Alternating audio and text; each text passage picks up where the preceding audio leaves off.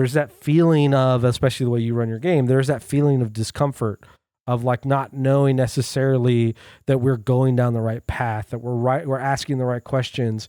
Did we put our foot in our mouth by asking this group this question? Yeah. Again, how you're like, oh, I don't like that you're not playing. I don't like that like I'm taking the spotlight for too long. It's like, that I was spotlighting. Yeah. It's like, no, dog. I'm cool with sitting in the back in the car eating popcorn. When it comes to Delta Green, I'm cool with just being at the table, not a player.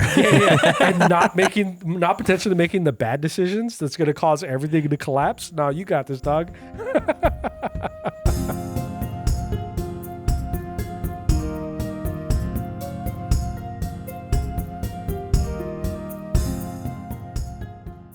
Welcome to Take the Damage podcast by Unfortunate Ones. I'm Sov. I'm Nix. I'm Graythorn. And today, our topic is Delta Green off the back of our Square Dance in the Alley system exploration episode, which for those who don't know, we do have another show on the channel called System Exploration, where we play other TTRPGs that either one of us knows or one of us learns to introduce it to the rest of the group, so that we could get a little more comfortable with other mechanics, other genres of TTRPGs. Most recently, we had our first episode of System Exploration, which was Delta Green. Which series? First of the series, yeah. Which was Delta Green, ran by, or otherwise handled by, Graythorn.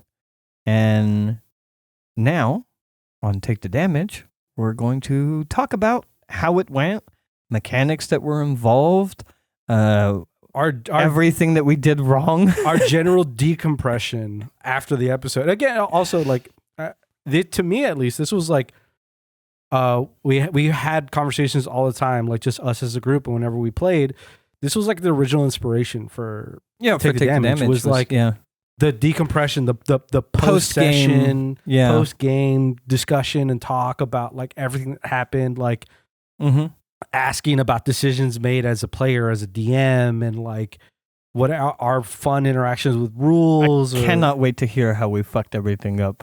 Oh.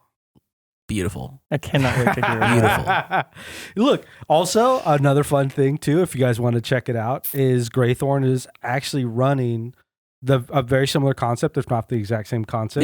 The exact same scenario. Yeah, the exact same scenario with his group that he runs on his Twitch. On his Twitch channel. So you can catch the same story twice. You can catch it over on our playlist, System Exploration, and you can catch it over on Graythorn's channel. Live on Twitch or on YouTube, archived. And to give away the timing of this, there's only been one episode released of Graythorn and his friends, and it's amazing. It's amazing to see the absolute difference. I might watch it tonight. The only two games that I've ran for you guys and for them were this one and my first Realm Watchers game, where the mountain man, the kobolds in the trench coat. Yeah, it's the first one. The only two, and then night and day the way they're ran. I was gonna say I can't imagine. Like I imagine it's played so much differently. Sort of, because they've hit some of the similar points we did. Like there are some ways that the characters are reacting to what the players are doing. Well, before we get into that, pause here. Sure. Spoiler alerts. We are going to just be very openly talking about our playthrough of Square Dance in the Alley. And also, I will be talking about at least the first session of Graythorn's set. So spoiler alert, if you guys want to check those things out, I would pause the video here, go and check those out, and then come back and watch this, because this is our decompression where we will be fully openly talking about everything, including meta stuff that we were never supposed to know, and all of that. So, yeah, just wanted to give a little spoiler. Yeah. So, like, when I caught the Twitch stream late, and then I went back to when it was on YouTube to re-watch the beginning of it, and I had when I saw the characters doing their thing, I was like, God, I'm so excited. I had an idea of what their approach was, and I was like, oh, maybe are we thinking too hard as like me and Sov as players? But like, no, they had a decent approach of like how they started asking questions because I believe one of the players is like a combat, like a he's a military combat engineer. Yes, but he was like suspended or something. Yes. And so like the way that he was asking questions was he approached people going, Lawson went AWOL or something, or Lawson had something to do with something at a military outpost. And so they're investigating that and then finding out that Lawson is dead. So like the context of how they start asking questions is they're placed from authority that they're asking people to give coming in as an authority. Yeah. To be fair, I don't think you would do that as CIA. Sure, but like it's a lot of where my character came in, which is my character was CDC. Yeah. So like I was trying to angle from that place of authority to get information based off of the CDC badge that I have. Also like their characters very little like hiding what their profession was. Far less cloak and dagger. Way less cloak and dagger. Yeah. Like hold on, but I'm not sure. How much do you want to know about that first session? Of theirs? Yeah, Sov. How much? Oh, no, it's fine. You can openly talk about it. CIA Sov. All right. Your agent was CIA Carl Wilson, Agent Upton.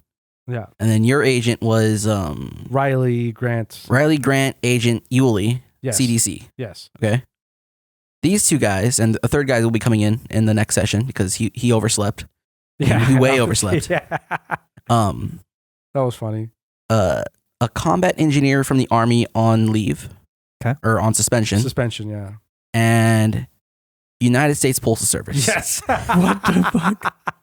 But apparently jacked 6'3", 4". He's playing his character like he's Arnold Schwarzenegger. Yes, he's essentially Arnold Schwarzenegger, and so many times in the session, there's like just Gray playing into him, going like, "You're not that fella from the movies, are you?" It's like, no, I'm not. I'm just a regular We're from the guy. same stock, but you know, you might be my cousin.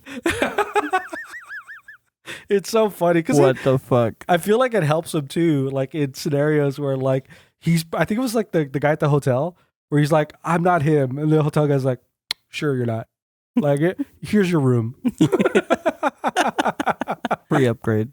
But it was. They had a very similar, or not a similar. They had their approach. First off, was going straight to the morgue. Right? It was the first thing was the morgue. Yes. Yeah, they went straight to the morgue, ran into Jules, alleyway first. They found the alleyway. Oh, okay. They spoke to Liam, and they got whatever information they could from him, and then they went to the morgue. Okay. Yeah, maybe I'm misremembering that part. Or I forgot about that part. And then they went to the morgue. They saw the mortician. Mm-hmm. And it was that the story about the combat veteran thing, or was that something else? I forgot the story they told the mortician to look at the body. They claimed that, what was it? Agent Mateo claimed that Lawson was seen going in and out of the local Air Force base or something like that. Yes.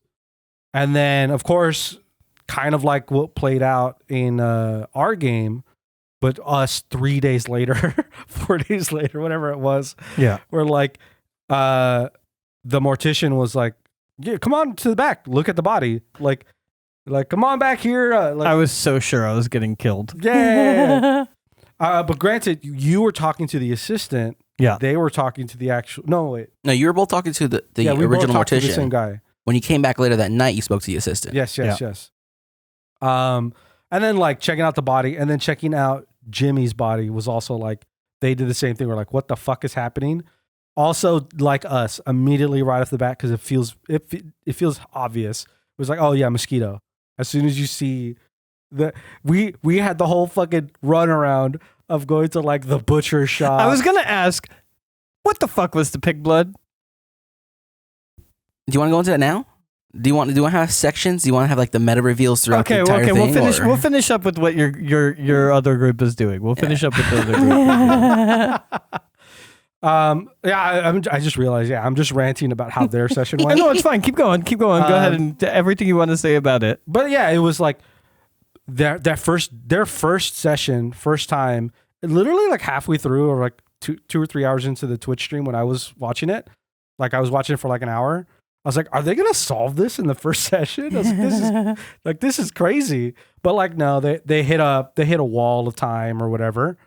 But it was like, yeah, right away went to the morgue. Right away made the jump to it's a mosquito-like creature. Mm-hmm. Then went to Arnie's, went to the diner. Mm-hmm. Started talking to people immediately at the diner about what was going on. Oh no, wait. Before the diner, they went to the police station. Yes. Yeah, they went to the police station.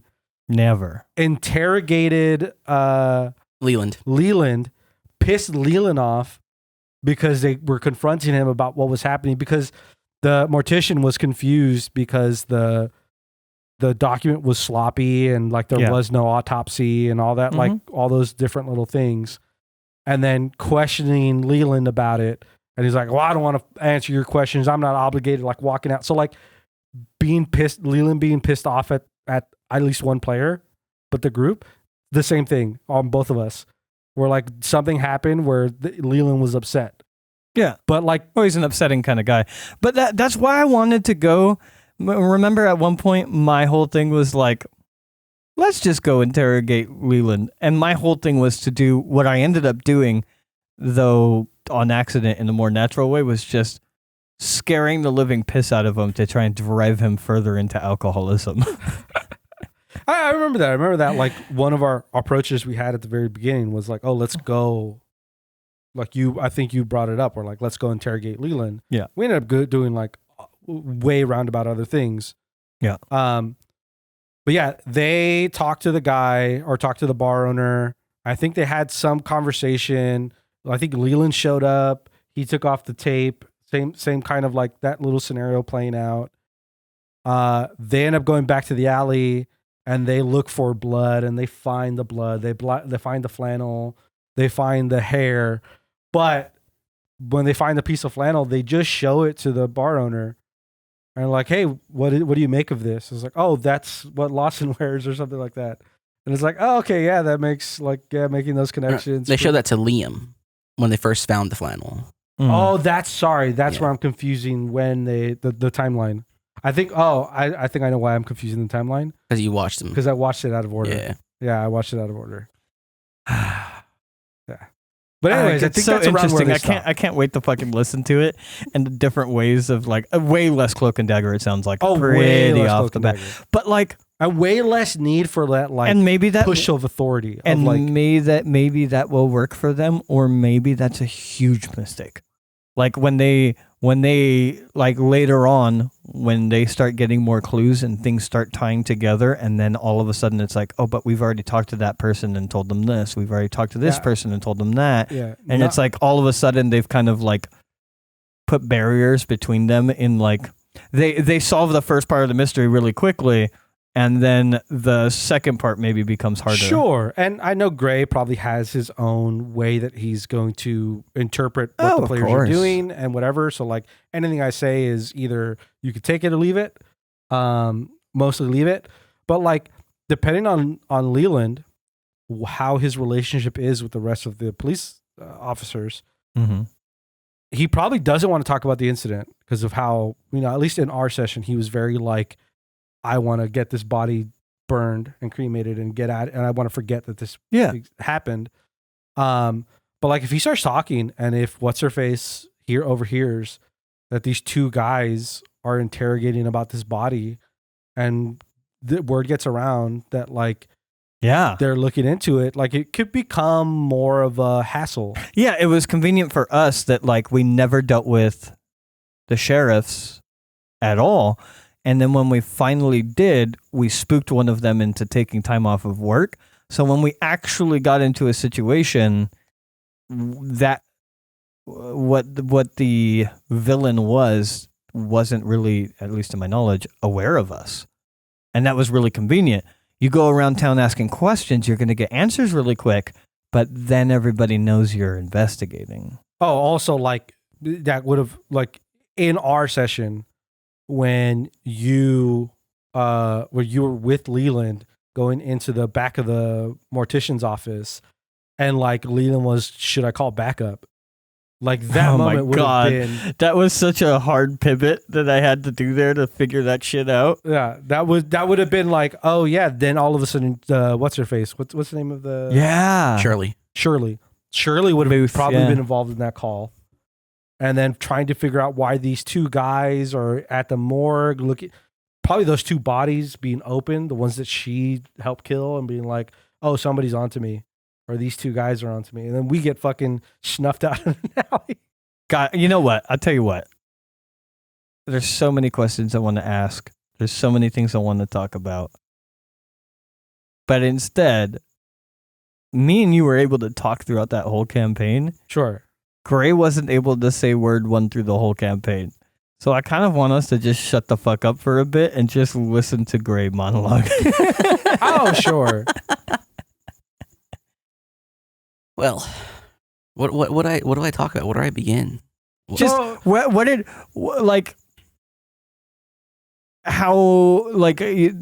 how we subverted expectations in any way, how we fuck things up, how surprising, how weird our approach was, and what we could have learned, and just all of the things that you wanted to say while we were playing and couldn't. Where do I start? All right, so the first day of investigations, I expected you guys to at least go to Arnie's, sure, right? Because that's where the death was. Of course. And then you would have gotten the various breadcrumbs to whatever's happened throughout town and all that stuff. I didn't expect you guys to go to the butcher shop right away. Mm-hmm. That did have a thing. Don't worry, the pig's blood had its place. But yeah, you guys went to Arnie's. You found out what you could about the town, and then I placed it's a small town. If you ask where's the morgue or the bodies, or we're passing through town, we want to pay our respects or whatever. Sure, you guys could go and do that and learn some more information. Of course, there's always the police station. There was on day one the opportunity to run into Jules, who was mentioned by the waitress as a associate of Lawson's. And if you ran into her and recognized, her description or that person, she's obviously has a problem with what's going on here. Yeah. Maybe we could talk to her. And then you planted that for your players too, or for your group. I had like a scripted thing to happen. So like on day one, Jules will be, if you go to the morgue before nightfall, Jules will be there and she'll be storming out and angry. What? 1 second. Do you, out of convenience, do you have a name for your crew? Because you call us the U1 crew to them. Do you have a name that we could give them? Like the fuckwads, the fuck around, assholes. I can't just call them my 4chan boys. Yeah, you can. My 4chan boys. 4chan boys. That's funny. Cell 4. Cell 4. Dude, Cell 4. All right, Cell 4. Oh, that's funny. There's 4 of them too. That works. So yeah, like there were scripted. I had scripted air quotes events, right? Yeah. So like you go to them. I imagine you also just had a running list of like, oh, I gotta drop these hooks early. I gotta mention these things. Mm-hmm. As long as you're in the right place to get them. Yeah. Otherwise, I will let my players flounder. Yeah, of course, but there's a certain satisfaction. I am the dangerous DM. I will let you flounder. There's a certain satisfaction when the story wraps up. Of like when I thought it was Liam, I thought that would have been a more beautiful ending. When I thought it was Liam, because I was like, "Fuck, that's the first guy that we fucking talked to." Oh yeah, when we came to town. But Booth was mentioned in the very beginning. Jules was mentioned. Booth was mentioned. Yeah. Mm-hmm. So like, there's something beautiful about the fact that it was this person that was mentioned. Booth was mentioned at the butcher's as well. Yeah. Oh, was she? Mm-hmm. She wasn't mentioned by Booth. She was mentioned by Shirley. She wasn't called a deputy or anything. Gotcha. But yeah, the fact that Booth was mentioned in the first location we went to is like such a good callback of like, oh, we just never looked into that clue. I think it would have been unbelievably beautiful if Liam was the villain, because it's like, oh, that's the first guy we talked to. Like, by happenstance of where we decided to go, that's the first person that we talked to. That would have been amazing. Part of me kind of wanted, like, if you guys figured out, oh, it is a deputy, or something like that, and you guys had like a good old fashioned like Texas standoff. That would have been amazing. Yeah. There wasn't though, but still. Well, sorry, one quick question also. Was she did she have some ability to shapeshift? No. Yeah, because No, she just had blonde hair. Well, so she had brunette hair with Jimmy. I'll get to that. Yeah. She was still buxom. So that's why I was curious about the shape, like if there was some sort, because if she was shapeshifting, why wouldn't she put her bosom down? I'll get to that. No, of course. Yeah. I just that question hit my head right now. Well, even she wasn't shapeshifting. She could, wrap them. Sports of course, bra. of course. There are ways. Yeah, there are ways. You're talking to a connoisseur. But yeah, so the scripted events, the scripted sort of breadcrumb spreading on the thing on day 3, which is when you guys went to the mortician. Jules was going to break into it, and Liam was also going to go there to make sure that the body was there and see if things have evolved in any way. Yeah. Because again, he just wanted to make sure that the body was put into the ground as soon as possible. Yeah. Try to convince people to do like a closed casket or just do a cremation and have the ashes there and do some sort of spreading stuff like that. Yeah. He just wanted to make sure that whatever happened to him, the body was. Is this a pre-written adventure, or did you write this? I wrote this. So it has to be a Gray thing. I'll tell you why I know it's Gray that wrote it, but go ahead. One of the things that I love about the way that you wrote it is, and it kind of reminds me of our conversation about padding in one of our episodes, of like padding for the sake of making things feel good. Mm-hmm. I love the way you wrote it, of like, it's all like fucking if-and statements. So like all of the clues, the little hooks that you could drop are written in a way where they could happen at any time. So like, no matter if the first thing you do when you get to town is you get to town during the day, because that's the decision you made, and you go straight to the mortician, you will see Jules storming out. Mm-hmm. Literally, same playthrough. If you decided to get to town at night and go straight to the mortician's, she would be breaking in. Or like the way that you wrote your clues can happen at any time, so that, if players do this, then this clue happens. And that's such a great way to write it, especially for something where you want to drop the breadcrumbs and you want certain things to be mentioned early and blah, blah, blah. Because it just, no matter how you play through it, it's going to feel good. Mm-hmm. I guess I probably something I should have said on the inspirations episode is I do have this sort of like time gated, not like a time gated thing, but things happen at certain points in time, and I got that sort of inspiration from like Japanese role playing games like Suikoden or Silent Hill even.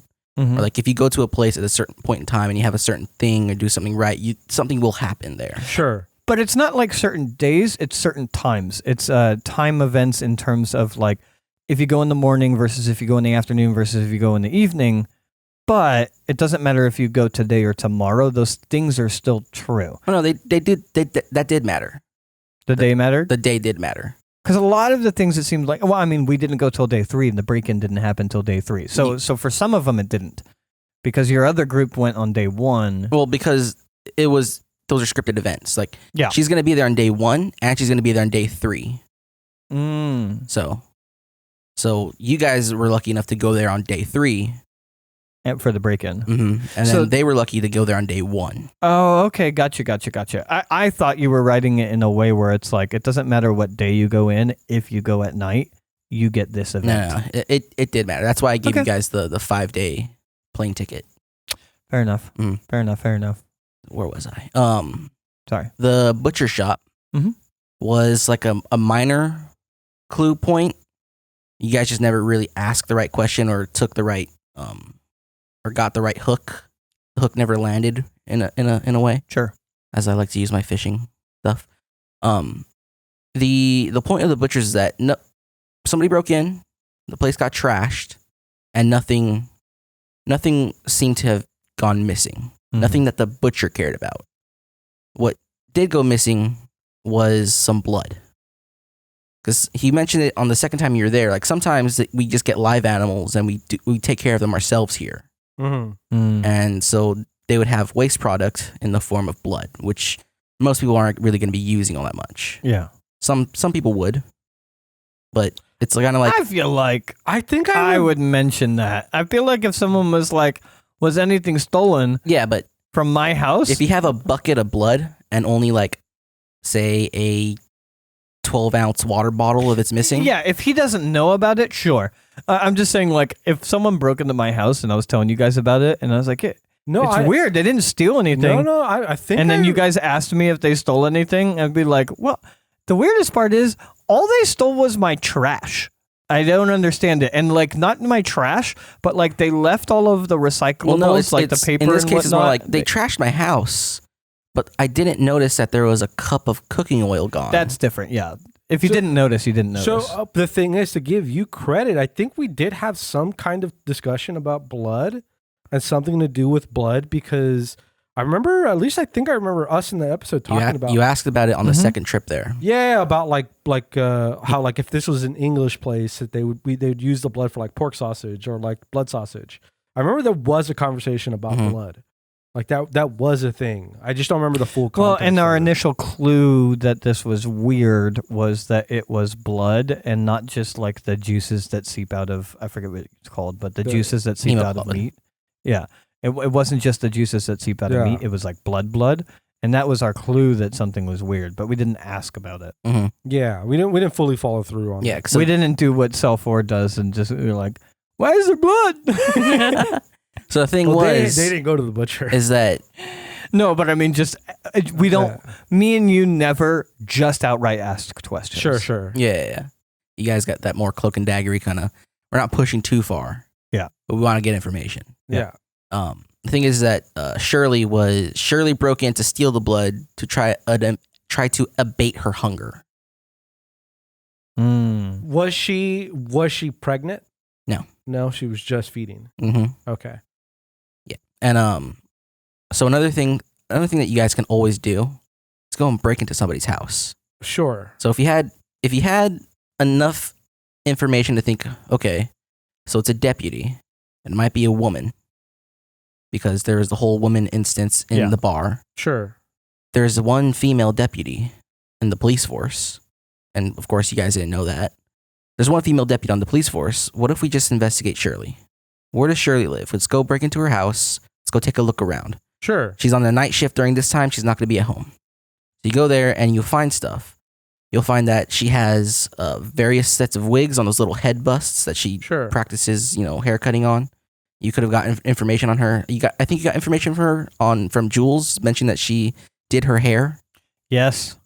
That was the thing. Because originally Shirley wanted to be a beautician or a hairdresser, and she just ended up staying here and becoming a deputy.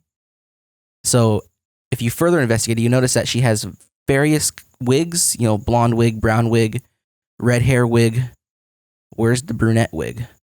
Oh, maybe that's a thing. If you look in the refrigerator, you'll find bottles of blood. So that was another thing you could also found. But that was sort of an avenue that you guys never really tackled the Shirley angle of things. We didn't know about Shirley until it was already go time. Yeah, well, it was the final day. Yeah, our clue of Shirley was the last possible. We found Shirley at high noon. Yeah.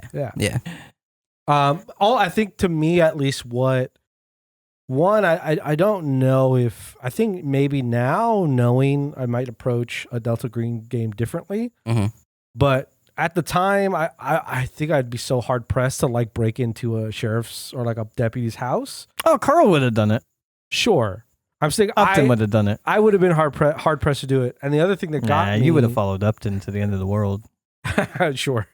I think the other thing was, at least the thing that threw me off was, yes, there was the female deputy, but that bar was so frequented by locals, and the description that the woman was an unknown outsider, even if it, at least in my mind, even if you have like great makeup, different wig, to me it'd be like to have everyone just accept that this is just a stranger.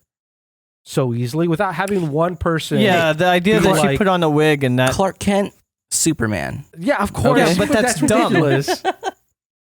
That is an actual phenomenon. No, I get it. I get it. In a small town like this, putting on a wig, Shirley's still Shirley. Putting on a wig, maybe having sunglasses, maybe having enough makeup. Again, beautician. Of course. If she does her makeup differently, if she wears a little bit baggier clothes, you can still kind of see her body shape, but it's whatever. Or even tighter clothes if Shirley doesn't normally wear very revealing clothing. There's a way to make it work. In my mind, I feel like there's a way to set in. I'm not saying that you should, but like maybe there's a way to have a waitress, if you talk to the right waitress, or a server, where they go like, I don't know, maybe like she seems familiar, like some sort of like maybe somebody's cousin coming in from town. Sure. Yeah, but you only ever talk to a waitress once. Of course. Maybe that option existed. I'm just saying that to me, it was a good throw off. It was a good I was thrown off in terms of like, oh, it's not Shirley. There's no way it can't be Shirley because all these people would have recognized Shirley. Oh, I didn't even go down that train of thought. Booth was not an important person in our game just because of the way me and you investigated. Like, Booth was the person that found the body. That's all we ever heard of her. We never investigated further. We never looked for her. We never talked about her with anybody else. So, like, I think I also missed the description of Shirley because I was. I only had the name Booth. That's all I had. Oh yeah, we probably never got a description of her. But it was like I was always looking for like some buxom woman, some like but we never got a description because I mean I can confirm that we never got the description as well because at one point we were asking if anybody that we knew had long blonde hair, and Gray's answer was no one that you know of, no one that you've seen or has been described to you. Yeah. So we didn't know that Shirley had long blonde hair. I don't think we knew Shirley's name was Shirley, and we didn't know that Shirley was even a woman. We just had the Booth. That's it. Yeah. It was just an avenue you guys never really. Yeah, we just didn't explore. Yeah. I never even thought to explore it that heavily. Like even when you were like so suspicious of like Liam and Leland or whatever, I was like, okay, maybe, but I wasn't really down the route of like exploring somebody inside the. I mean, I wasn't super far off.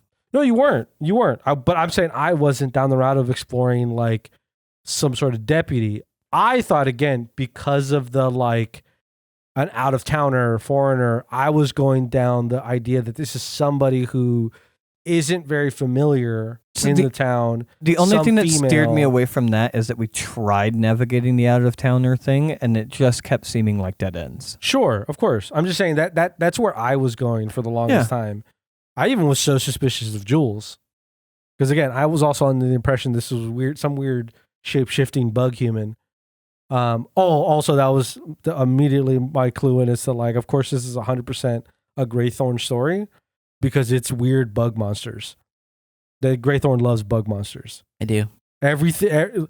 Is she a weird bug monster? I thought she was a vampire. No, she was a vampire. Yeah, not a weird bug monster, but I do love weird bug monsters. You're not incorrect. I was about to say mosquito.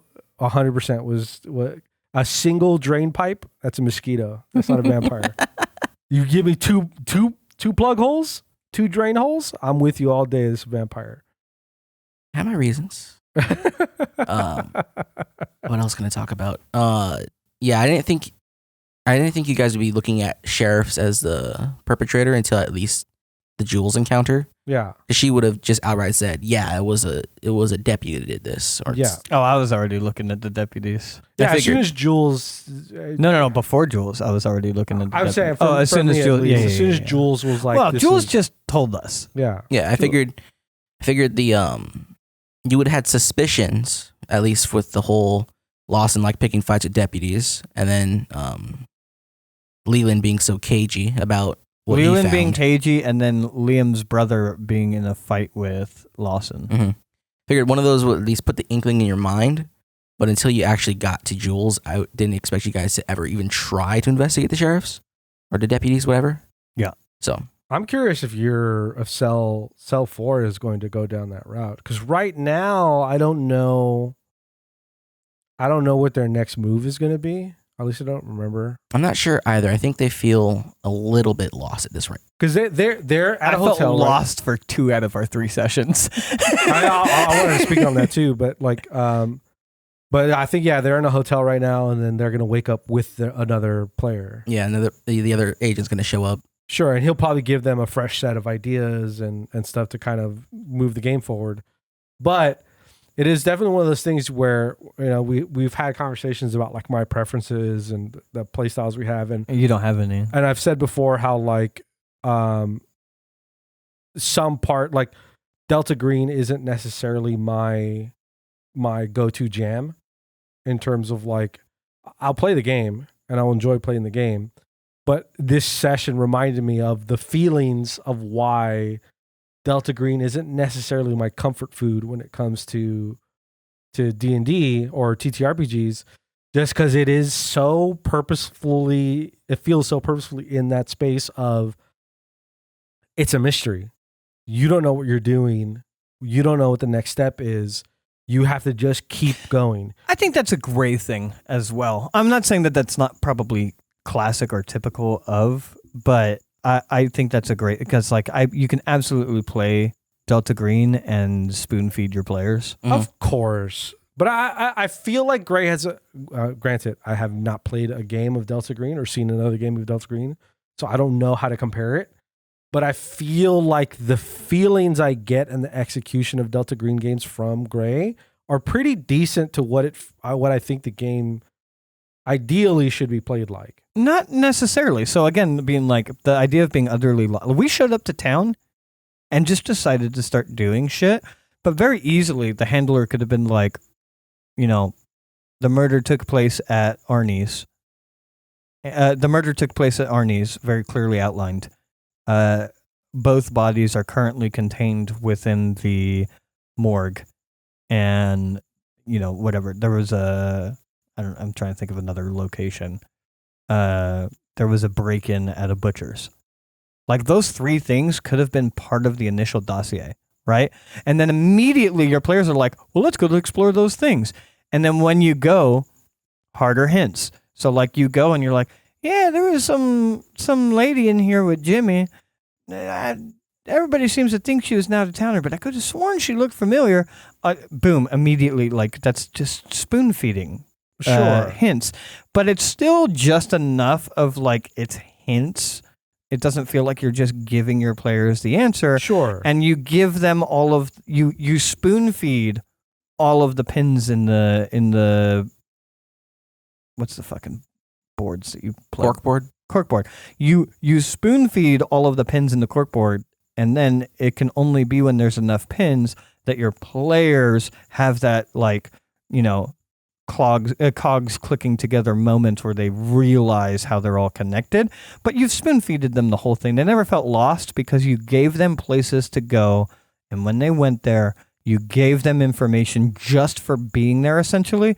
There's a way to do mystery where you are walking people through things, and you can do it full railroad, and you can do it full freeform lostness. Sure. The way that Gray does, and you could do it anywhere in between. Sure. I agree with you that, like, yes, that is a way that you can play the game.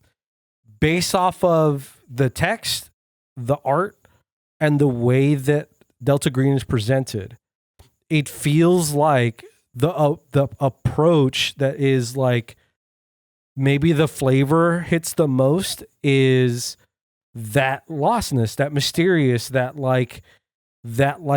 not very gentle approach that like you have to kind of work for things, because every single art, every single cover is a fucking guy with his mouth open, looking around his back, with his eyes wide. But you would still have that. I feel like you underestimate the ability to spoon feed hooks and hints to players and still have them feel like they found it. Sure. So you could still do that. And then also you're not giving them the final answer. You're only giving them all of the clues. They still have to put it all together at the end of it. Gray doesn't do any of that. Gray doesn't even give you the cork board. So like, you got to go to the store and buy a cork board without knowing that you even need one, and then also buy pins and strings without knowing that you even need them. Sure. That's the Gray way of doing it. Sure, I'm just saying that the approach, I understand what you're just saying, feels like it helps contextualize the game in a way that I think fits really well. Yes, but I think you are not alone in the reason why this isn't your comfort game, and I think based on that, it would not surprise me if this is not necessarily the most standard way of playing the game. I'd love to read through one of the pre-written adventures, because I imagine there is a degree of like, and from what I've seen, actually looking up Delta Green on like YouTube and whatnot, I've heard of the range of literally what we're talking about. The guy who introduced me to the game, Raw, I think his games kind of gave you a little more information. Sure. There's like, the handler actually gives you stuff before you set out, and the stuff is relatively related. Like you might this would be extreme, and I would never do this because this is like way on the other end of Gray. But like you might be given a couple of items, and 2 of them are red herrings. 1 of them is a wooden stake. Sure. You know what I mean? And immediately that is just a hint of what this might be. So are the red herrings, and those are wrong.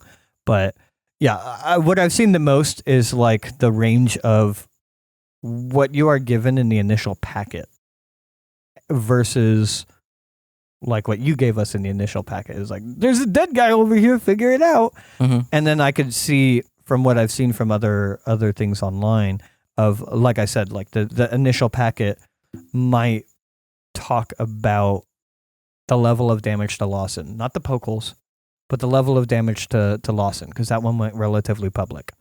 The morgue as a location, the alley as a location, and maybe even the names of like the sheriffs that found the bodies or something like that. Mm-hmm. Like just a little bit more information from the onset, giving you directions to go, and then writing your hints and clues in the same way that you did. The if-and statements of, if they go to the morgue at this time, they will find this. Mm-hmm. If they go to the alley at this time, they will find this. Those things don't change, but just having a little bit more information in your initial packet immediately culls a lot of that feeling lost.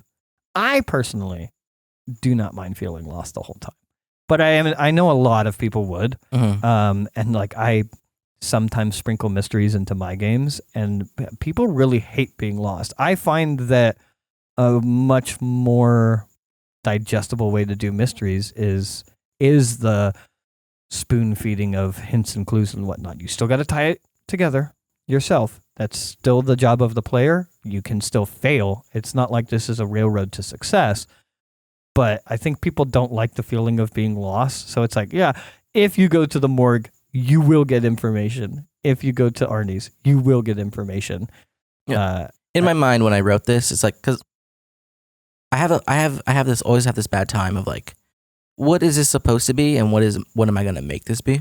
Mm-hmm. And when I give this to you guys, like, oh yeah, you're both new to this to the system, to the organization. We don't know what you're worth yet. Yeah. So hey, we have a suspicion that this is actually a bad thing that we would handle. We're going to send these new guys and see if they can actually figure it out. And if they don't, we're just going to go do it ourselves. Sure. So that's kind of what I came into when I wrote this. Yeah. Yeah. So I gave you guys a body. So like my impression of like, well, 2 bodies actually. Yeah. My impression is actually something I like. When I do give my take on a session for Delta Green, is this like the SCP style? I wanted to do SCP, but I want to do SCP with your D class. So in the SCP universe, D class are essentially like criminals who get fed the idea that if they do this mission for the SCP organization, they're gonna get freed or reduced jail time. So you are just a criminal who gets hired by this super advanced organization, and you go investigate something. They don't give a fuck about you. You can go die. They give you so little. You have communications. Like you have a radio. You get sent where the fuck anywhere. And it's like the whole thing is like one of the stories is there's a staircase that is like ever descending. Yeah. So there's a guy who just keeps going down this staircase, and he's like how far down are you? It's like I'm this far. It's like, I just heard something. Oh, you did? It's like, we didn't see anything on the camera. Keep going. And then he's getting more and more progressively more scared and more paranoid, and shit is happening. And the guy behind the radio is like, yeah, keep going. Like, yeah, I know you're scared. God, keep going. I just thought of a fucking wonderful Delta Green campaign. Oh my God. It's off the back of what you're saying, kind of. Fucking, so you have a mission, and part of the initial packet is like body cams, right? And you just send in these low level, like we made characters. Sure. You don't tell your players about this at all, though, right? You're just like, yeah, you guys have a Delta Green mission. I want you guys to make fresh characters. This is all of your characters' first Delta Green mission. Do the same, this is how you got in, blah, blah, blah. And then you send them on the mission, and then they do the initial investigation until the planned inevitability of them getting TPK'd. And then they're like, oh, fuck. And then you're like, well, hold on. Now I want you guys to write these like mid-level Delta Green characters, and part of your initial packet is the footage from the body cams. Now we get into the real game. Yeah. So like in terms of like the SCP take on it, it's like I also had similar ideas where it's part of how like some SCPs work is they end up having like strike forces in SCP where there's like, the team Delta Green. Yeah. There's a team called Delta Green in SCP where they deal with this particular type of phenomenon. So they're fully geared out, fully kitted, everything. They have the full access to SCP's technology. Sure. And they have the information of what the D-class figured out. In terms of figured out as in they were thrown into a fucking thing to die. Yeah. And that's how they figured it out. Also, like, I love the idea of in some SCPs, the camera and electronic technology doesn't pick up the thing that's happening in front of the D-class. So you're saying things, and if you radio that into the person who's monitoring you and go, hey, I see something moved in the corner. It's like, all right, we're going to look at the footage. We didn't see anything. Like, keep going. Like, there's nothing in the video feed. And so you could play with that idea that, like, something is happening that the player sees, but he's talking to his, the handler or the man behind the microphone. And it's like, we don't say anything. Keep going. Keep progressing. Like, this is potentially some sort of hallucination with the room that you're in. Keep moving forward. That's not a real thing. And then that thing fucking does something or whatever. Like, it's just, to me, like, there's a lot of fun space to play. Oh, absolutely. With that in SCP. And also there's fun place to play in that uncomfort, like, because like I was saying, it isn't my comfort food of like, this isn't the space I like to be in TTRPGs, but there's a certain point in which you just, at least for me, I just kind of let go of that, like, feeling comfortable and just gotta like, I just got to keep moving. We just got to keep investigating, keep asking questions, keep doing things. Eventually, Gray will give us an out. But it was just one of those things where, like, I remembered why the last time we played a Delta Green game, I was like, I wouldn't put it in my necessarily on like my top 5, systems that I enjoy. Like, but it still is fun. It still is a great time. It's just there's like, oh yeah, there's that feeling of, especially the way you run your game, there's that feeling of discomfort of like not knowing necessarily that we're going down the right path, that we're asking the right questions. Did we put our foot in our mouth by asking this group this question? Yeah. The high, like, again, how you're like, in our session, you're like, oh, I don't like that you're not playing. I don't like that, like I'm taking the spotlight for too long. It's like, that I was spotlighting. Yeah. It's like, no, dog, I'm cool with sitting in the back in the car eating popcorn. When it comes to Delta Green, I'm cool with just being at the table, not a player. And not potentially making the bad decisions that's going to cause everything to collapse. No, you got this, dog. That was such a great scene in general, the one where we found Jules, the end of the second session. Because, like, I was so convinced the assistant was the baddie and was trying to get me was trying to kill me. And then Leland got involved. And then, as a play, I tried to get the assistant out of the building because I wasn't sure yet if they were not involved. I was trying to get the assistant out of the building. And if they stuck around, then they're not a bad guy. And then I got Leland. I wanted Leland to fuck off. But then Leland was like, I'm going to call for backup. And I was like, fuck. How do we pivot? How do we pivot? Like, if there was like 3 or 4 different situations in that scene where I was like, am I fucking this? Am I fucking everything up here? I feel like, I don't know if this is a staple of Delta Green, but I kind of expected at the end there to be like a attaboy from Delta. Or just like, I don't know, whatever, a report or whatever. Like that would be a cool way to do the end of Delta is like a debrief.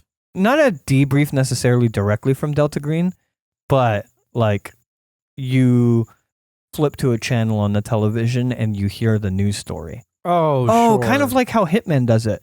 So like you see the newspaper. Mm-hmm. And if the newspaper is like, there was an accident and 2 bodies were burned, blah, blah, blah. Crime lord found dead as a chandelier dropped on his head or something like that. Yeah, something like that. But then if you fuck it up, it's like, vampire body found in cornfield. It's like, oh, we didn't nail that one, did we? Or like the bodies continue to pile up in the small town of Davidson as people continue to go missing. It's like, oh, we didn't solve it. There must have been another monster. You know what I mean? Like, not a debrief directly, but like, yeah, that newspaper coming in, and maybe it even comes in from Delta as a hey, you guys need to do a better job next time, where you get the newspaper. That's the attaboy, is you get the newspaper and it's either good or bad, and you just have to infer how your handler is viewing you. I think the part that I agree and disagree with that approach is one of our initial games of Delta Green that we ran when we were doing this system exploration thing, more of just like us trying to figure out mechanics in different games just for us as trying to be creators in the space, was we had a little bit of that in one of the games where we like met our handler or a handler at like a hotel room at the end of the session, and they kind of debriefed us on the thing that was going on and what happened. So we had a little bit of that. The thing I think I disagree with in terms of like a newspaper report or a television report is, at least given the perspective that Grace said, which is like, we're going to send these newbies, see how they did. Yeah. I think if we failed or if we fucked up, there wouldn't be any news. There wouldn't be a thing about it because Delta Green would send in people to deal with it. So like, even though we didn't accomplish it, even like, let's say if we would do a mission where we died, it would be like Delta Green would go in and cover it up, or go in and they would have a higher class agent go like, these fucking guys, these fucking newbies, fuck this whole show up. Like, go in there, clean up their mess, fucking figure this out. Like, that's how I feel, at least in my idea of how the universe of Delta Green would work. You know what I did have in the back of my mind the whole time we were playing that I was surprised never bit us in the ass? That nobody called us out on our whole broken car strategy in session 1, where we're like, oh, our car's overheating, guess we gotta go to the garage. The fact that we never did, I mean, no one was investigating us, so it makes sense that never did come up. But like, the whole time I was thinking like, man, we really should have done a better job with that cover story. Well, it never really came to be important. Yeah. Right? It's like you never really came across Liam a second time. Yeah. It's one of those things that this happened in one of my games literally last night, where like a player was doing relatively a bad job just saying literally all of the wrong things to accomplish their goals, and immediately putting their foot in their mouth and blah, blah, blah. And in character, as the commander of this district of the city of the guards, as they go to the barracks, the guard was like, hey, just so you know, this conversation's going very poorly. and you're very lucky that I also care about solving the problem that you're trying to come here to solve. Which is my way of saying, like, hey, as the DM, I'm not just here to put barriers in front of you. Yeah. But also, you're fucking up, kid. I think the car thing would have become more relevant if we were more antagonizing to the police. If we were like continuing to ask them questions. Yeah. If like we went to go stake out Liam, like one of our plans was. Yeah. And like Liam caught us. Yeah. He's like, oh, you were the guys that ask about the car, right? And like, maybe he doesn't say it, but like he goes checks on like the next day or that whatever, goes checks at the auto repair shop. It's like, hey, did they ever come by? Did some new guys in town come by? So we did have some things at play. One, I was pretty ready to flash my badge if we ever got into too much trouble and just be like, hey, we're here investigating something.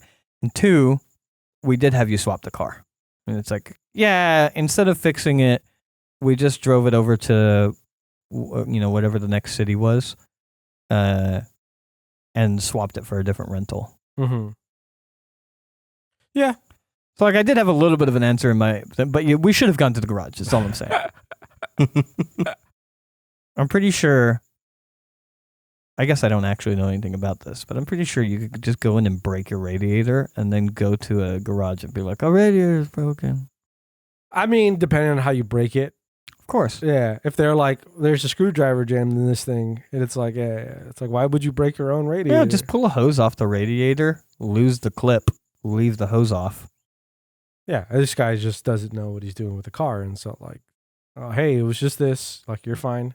Yeah. It's not a big deal. Sweet. Now we can leave town. Yeah, we can fucking go to the butcher shop to get the great meat from this town that we heard about. That's the reason why we came here. How much did you enjoy, Gray? Us ramming the truck? Very much. Oh yeah, we killed the shit out of that guy too. Oh yeah, you killed that biker. He did not die because of Shirley. He was on the process of dying. I was about to say he was going to die that night. I was going to say, what was his drained. final moments like? How alive was he in that moment? He was losing consciousness like slowly. Like he was on the process of being drained dry because she has not fed for a while. Yeah, and her whole thing was if by the third day she doesn't get caught, she would find another victim and they will be drained dry, just like Jimmy. Yeah. Because since then she's just been abating her hunger with the bottles of blood that she had. I will say, I am very glad and very grateful that Jules gave us that clue. Just that simple line that something was going to go down tonight. Because had she not said that, like, I think we would have just floundered and ran out of time. If she didn't say, like, we had a bunch of clues and we would have continued trying to investigate, but had she not told us that something was going down on that night, I think we would have probably just floundered our time away. That was a really integral clue. Yeah, that's what she was there for. Yep. Oh, it seems like Jules is the contact in the city, like the number one place for good information. She was since Lawson's death, she was starting to look at things on her own because that was her only person in the world. Like she was cooking meth with him. She kind of became like her little brother or her little sister, his little sister in a sense. So she has a vested interest in finding out who killed him, and she was investigating. She's gone a little bit crazy. All the books that she's taken, that she has in that trailer, were like stolen. She took from the library, and she just checked them out, and she had no intent in bringing them back. And they're just like, what do vampires do? And so she just has like lore and stories all about vampires, and she's we should read those books. A little plum loco, and she's gonna like, she has her stakes, she has her holy water, her rosaries. She knows that like, vampires like are supposed to have like weird compulsions. Yeah. Like if you spill something on the floor, they're gonna have this like desire to make sure that gets cleaned up, or picked up, or like if they walk up to a door and to somebody's house, they had to get permission to go in. Mm-hmm. And funny tangent. I wrote I came up with this story on a mix of meth and cocaine. A little bit more cocaine. The Gygax route, Yeah, you got to go the Gygax route. I was playing World of Warcraft, and somebody in the general chats said, if a vampire is a cop and they have a warrant to enter your home, do they still have to ask permission? Yes. Because they need permission from the occupant. Yeah, Yes. the permission granted by the judge isn't necessarily permission. So that's why I got the whole idea of having a vampire sheriff. That's funny. Love it. I have two burning questions. At the end of the scene at the coroners, I went to Leland and I put him onto him that there is a devil in the town, that that it could be any of the deputies, and it's probably not actually a deputy, but it could be posing as one of the deputies, so he can't tell anybody, and he is not feeling well and he should take some time off, and I was pushing booze on him. What does Leland's life look like moving forward? He's probably going to be the same old guy, but with more alcohol. Okay, that's fine. The alcoholism is a new thing. Yeah, that's fine. Now, I put onto Jules that as if I knew anything that was going on, that this is like a shape-shifting creature that can mimic her friends and family. She cannot trust anybody, and the evil is real. She is the number one target. She needs to get out of town. And then I gave her like $300 worth of meth, enough meth to overdose multiple times over, and sent her into another city. What happens to Jules? Well, she did not give a shit about anything you told her. Okay. I made you make an alertness check at the end of the game. And the reason why is because she was still doing her own investigating. And she was going up to the ranch that Shirley volunteers at. So she was passing by you guys with the lights on her bike turned off while you guys are going out of town. Mm-hmm. And she's probably going to become an outlaw. They're in Delta Green. There's the organization and they're the Cowboys. She's probably on that path. Yeah. That's funny. Whatever. As long as she's not going public, you know? Well, yeah, they don't go public, but they also just do things their own way. See, I think if I would have made that alertness check, I don't think we would have had time to have done anything about it, but like future games, I would probably just plug witnesses. I think that would have been another arc for Upton of like, you can't just passively, well, what he considers passively, I'm sure what his intentions were and what he was trying to do is as non-passive as possible in consideration of Riley, like trying to get her to move to another town and OD or otherwise seem like a crazy person. Probably not very passive, but in his mind, that's how you passively take care of a witness. Sure. And I think if we had seen her riding by on the bike while we're trying to go kill a vampire, it would have been like, that's a problem that I can't ever make. Like that was a mistake that I can't make again. And just in the future, probably Upton would just plug witnesses if he had seen that. It's a good way to make that sanity counter go down and down and down. Yes. Yeah, but adapt to the violence. Up and up and up. Doesn't change it. You're still going down. It doesn't help down. At all. Yeah. Wonderful. All right. I think we should turn to the loot table. Oh, sure. And then I want to talk about mechanics. Yeah. Here we go. Come on, everybody. Let's get hyped. Let's go and roll. Yeah. On the loot table. Let's go and see Let's who do it, our everybody. sponsors will be. Come on. Let's go. Let's go roll on the loot table. And then in this special edition of the loot table, instead of rolling, we're just going to do our own little faux advertisement for Delta Green.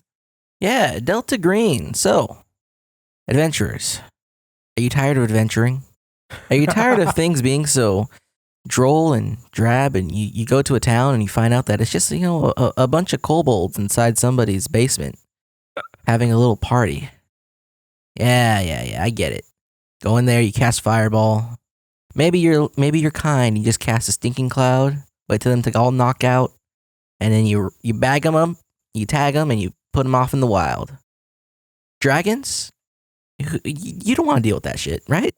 Do you want to deal with dragons, Nix? I mean, God, depending on the level I'm at, but for the most part, no, man. Fire breathing, they got legendary actions. Of course not. And they have that built-in aura of fear. They do, yeah. You know what doesn't have a built-in aura of fear? Delta Green. Instead, it just eats away at your sanity. I was about to say. Until the walls start scritching and crawling, and the paint starts peeling, and starts smoking, and some devious eldritch creature from the dark beyond comes peeling its way into reality. And so, it does that until the shadows behind your eyeballs start playing laughing little fits in your mind. So, if you're tired of adventure and rather go clinically insane, Delta Green is the game for you. Delta Green, inspired by Call of Cthulhu, and is now a more modern take on said themes. Yeah. It's also a little bit of like X-Files too. There's a lot of X-Files. Oh, it's like entirely X-Files. Yeah. But instead of trying to discover the truth, you're trying to put an end to it and make sure it never sees the light of day again. Did you see the video I had sent you, the ad for it? Oh, it basically says that, where it's like the X-Files, except instead of trying to uncover the truth, you're trying to make sure that it stays covered up forever. Yeah. You want to hide the truth from everyone, including yourself. Yeah. Maybe especially yourself. Like if you Especially. could kill the monster without ever looking at the monster, that'd be best. That is the best way to handle it. Yeah. If the monster is in the basement of the building, you make that building collapse upon itself, right? Tower number 7. Hey, I'm just saying, what was in there? You'll never know. This Delta Green makes sure it'll never see the light of day again. All right. Also, if you just real quick, if you just Google Delta Green RPG, their website will pop up. They have like free PDFs for like their basic rules and introduction stuff. So if you want to just check out basic rules and their introductory materials, they also sell their stuff through DriveThruRPG. It looks like it's around the same average price as most TTRPGs, so anywhere between a little bit cheaper actually, $20 to $50 for some of their content. So if a night at the Wizard's Tower sounds like a bit too much, maybe a night at the Opera is a change of pace for you. But before we get into game mechanics, I forgot I wanted to do this. So, look at our notes. We are, all of us, avid TTRPG players, as well as GMs, and we all have different styles. And note-taking is a very common thing to be done during TTRPGs. So, I will now display on the screen, for anybody watching on YouTube, my notes, which are the scribblings of a madman. And some of my notes, absolutely, there's no notes attached to it. It's just like there's a name, Jimmy Downs. No description of what it is. But anyways, I have 2 pages of notes here, written not in chronological order. Also, just like some of them just being off to the side and yada, yada, yada, blah, blah. But 2 pages, random scribblings of just notes and what I thought was going on in the story. I will display that for you on the screen.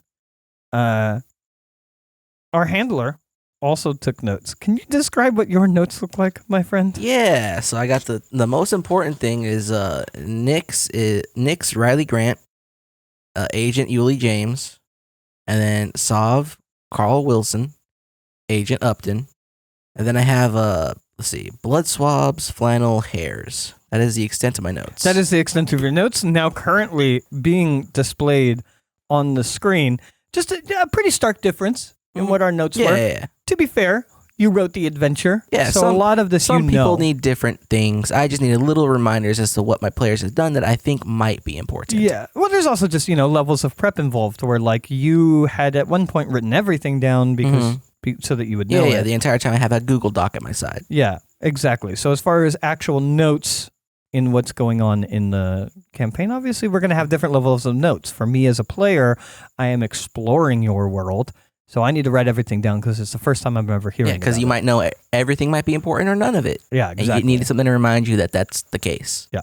Now, displaying on the screen now will be Nix's notes. Nix, can you describe your notes for us? So, like, if you see up in the top left corner, this little, like, what looks like, I don't know, maybe like the side of a bridge. It has these, like, triangles. That's actually, like, our connections that we were making as we were going through the story. And if you look at to the left of that, you can see how, like, there's, like, sharp... That's my indication that it was a mosquito monster. I wasn't sure what kind. Some of the squiggles could be interpreted as being, like, the truck monster part. But mostly the kind of sharp points are for the mosquito part. Yeah. And then the, like, series of dots all have to do with the connections like Jules, Leland, Mr. Wills. It's kind of fascinating because Wells. So it's kind of fascinating because, like, looking at our notes in true Delta Green fashion, you have coded all of your notes into what someone on the outside, such as myself looking onto it, looks like you were just, like, I don't know, distracted or bored and doodling on your paper in the top left corner. I think so. But that's a misnomer. Yeah. I think it's coded. It's coded messages, just like in Delta somebody Green. who's not paying attention how actual notes are written. Yeah. I think that's just a.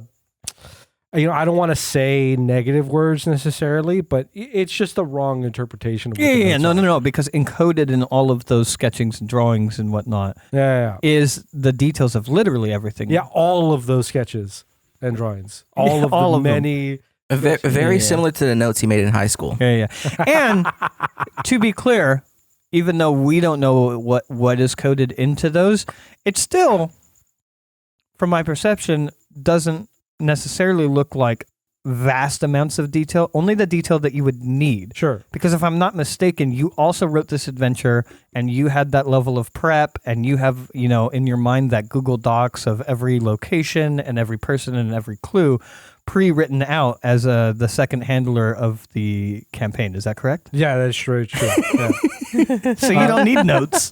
I just remembered about high school. I used to do that on my whole fucking arm. Yes, I remember that. I used to with the pen. I would doodle like image, like little symbols like that on my entire arm.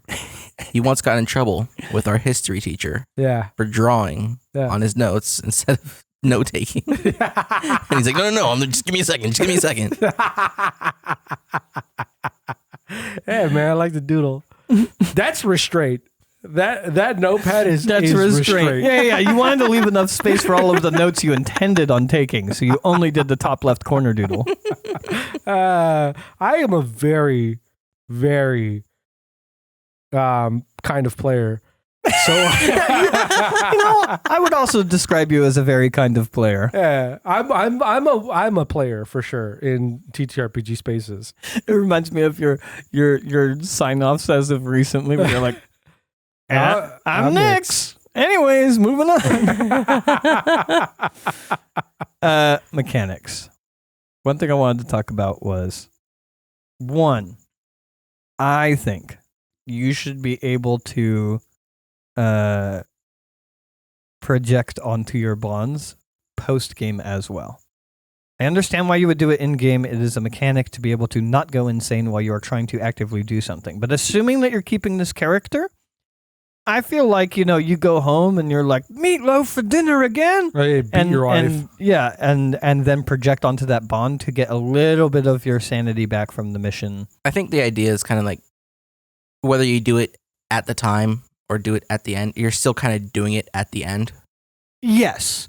Which is why I understand the mechanic of doing it in the moment, is that the concept is that you're going to do it when you get home. Yeah, it's to make it, I think it's to make bonds relevant while the game is being played. Yes. Versus that downtime activity of it. Absolutely. I just think that in my mind, I think you should also be able to do it during the downtime of like losing bond, because then the next session that you go into, you don't have as many bond points. Mm-hmm. I also think you have too many bond points to start off with. I have 14 bond points from 3 different people. Well, just use a smaller stat for your charisma. Yeah, I suppose. It's just, the reason why I say that is because, like, fucking hell. What's 14 times 3? Is 42. While I have 42 sanity that I can secure myself away from whatever crazy shit's going on. What's your current sanity versus what you started off with? What's the difference in this game? 5 points. I swear you got hit by way more stuff. Did you recover some, or was it just? I recovered 1 point because we succeeded. Mm-hmm. I only went down 6 points, I think. I thought I remember you getting like a big hit on one of them. Yeah, I think all of that was in one hit. It was the eye. It was all in one hit. So like I only lost 6 points in the session, and I have 42 points that I could call upon. To me, in my mind, it was, I think in at least a couple of the games that we've played with Gray, is because for the most part they were relatively introductory. You didn't really hit us a lot with the sanity checks. Well, because it was a simpler mission. Yeah. I think these opinions are coming from only playing a simpler mission as well. Again, we've only ever played one actual game. Yeah. Or twice, really. Mm-hmm. The idea is that you're projecting your bonds to prevent yourself from hitting your breaking point. Yeah. So your breaking point is what? 64. And how big is it? Lower. How big is the difference between your sanity starting sanity and your breaking point? 16 points. Okay, so you have 16-point buffer every time you're going to suffer some temporary insanity. So over the long run, you're going to kind of want to constantly project onto your bonds. Yeah. So as your agent continues on, those bonds are going to get smaller. Yeah. And smaller, and the chances are you're going to lose more bond points than you're ever going to be able to recover. Yeah. So. No, I understand that. I think, like, I don't know. It feels, I also feel like going for a skill hits one of your bonds. And you said this when we were playing. The fact that it's not a D4 like it traditionally would be, it is instead it's just 1 point loss to the bonds. That feels also too soft for me. I know we're talking about an already brutal game. Well, yeah, it's also supposed to be like, oh, this is a big thing. I get that. It's supposed to be a reminder that like you're not supposed to lose bonds easily. Yeah. But you also are. You're supposed to use them constantly when you lose sanity to not go insane. You're supposed to lose them in the process of not going insane. Your projection loss could also vary too, right? Because you're rolling a dice to see how much you can project onto that. For the projection loss, yeah. But it's also 1d4 minus 1, right? Mm. Well, I don't remember off the top of my head. It's so hard for me to remember these rules. 1d4 minus 4 or minus 1 was how much you gain for your working on your skills or for like the checkmark system. I believe that is also how much you lose in on a bond when you project onto a bond to not go insane. But I believe it's also the same number that you protect yourself from. So like you don't just choose to lose 10 bond to gain 10 sanity. So like it's another reason why you want to slowly lose your bonds over time. Like I took 6 points of insanity, and that's nowhere near my breaking point. But also, if something big ever happens to my character, now I am so much closer to my breaking point, I can only ever do a D4 at a time. So the idea of letting yourself get close to your breaking point before you start projecting on your bonds is bad. Because say I let it go down to, it's like, oh, look how many bond points I have, and I didn't worry about the bond points, and I let it get down to like the high 60s, and then you hit me for some 10 points of insanity or whatever. I literally can't project onto my bonds anymore in order to save myself from my breaking point because I didn't do it every time. I didn't keep myself from getting closer to the breaking point. Now there is no saving me from that breaking point. So that's why you want to do it. Like when I took that 6, I should have projected. Sure. Even though I was nowhere near my breaking point, I should have projected anyways. Yeah. Because now I'm stuck closer to my breaking point, and eventually that's going to fuck me over. Yeah, it's another thing you have to understand is that sanity is like a second HP pool. Yeah. When you hit 0, you belong to the handler. Like you're either a worthless puddle of mess. Yeah. Or the handler's like, hey, don't tell him about that thing you found. Yeah. Hey, tell him to go into that room. Hey, pull your gun out. It's the back of his head. I think I do kind of want to just let Carl keep going into. I think I'm gonna for the duration of us playing, because we're only going to do one more system exploration for Delta Green, but I do think that even when we start doing, I imagine occasionally we're going to want to do just our actual plays, whatever they're going to be eventually called. I think I want to keep Carl Wilson and just keep not addressing his sanity, because I think I just want to see in the long run someone break that hard. And I know that's a weird way to play the game. It's not goal oriented of like playing the game with the purpose of winning. Yeah, but not with the purpose of winning, but for the sake of us continuing to explore Delta Green. Sure. I think I'm just going to keep Agent Upton until I can't play Agent Upton anymore, for the sake of seeing him really dive deep into death. But as it sits, at least for these lower tier missions, I don't know. It felt a little bit soft to me. The insanity checks felt great. The way that my the way that my bonds got hit in order to practice a skill felt light to me. Because like when you practice a skill, the skill you said is a 1d4. Yeah, I think it should have been a 1d4 minus 1 as well. I think it should have been actually the same number. Like, I want to practice firearms, and then I want to, call upon this bond.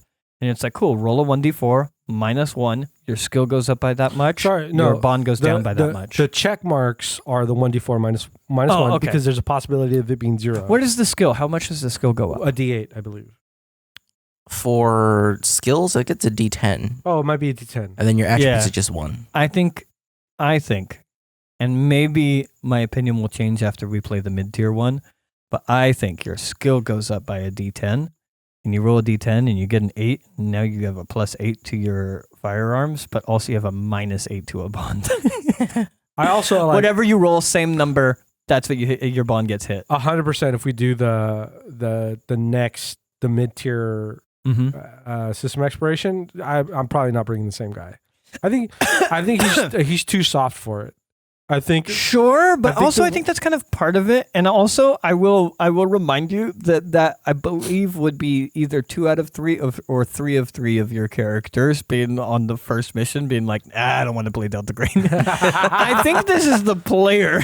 No, of course, it's kind of like when we did Realm Watchers, which is like there's certain aspects of personality that would play with characters that just didn't fit the mission type. Yeah. So I think if we did a mid-tier thing, I think I'd have to play somebody, not to disrespect your Carl or Upton, which is somebody who I didn't build that had like an actual functioning life in a lot of aspects and was a little bit more grittier and a little bit more like willing to throw away the things he was doing in order to be more a part of, essentially just somebody has a stronger desire to lean into the occult stuff. Yeah. Because like this Riley character I made is like, has loving friends, a family, a son.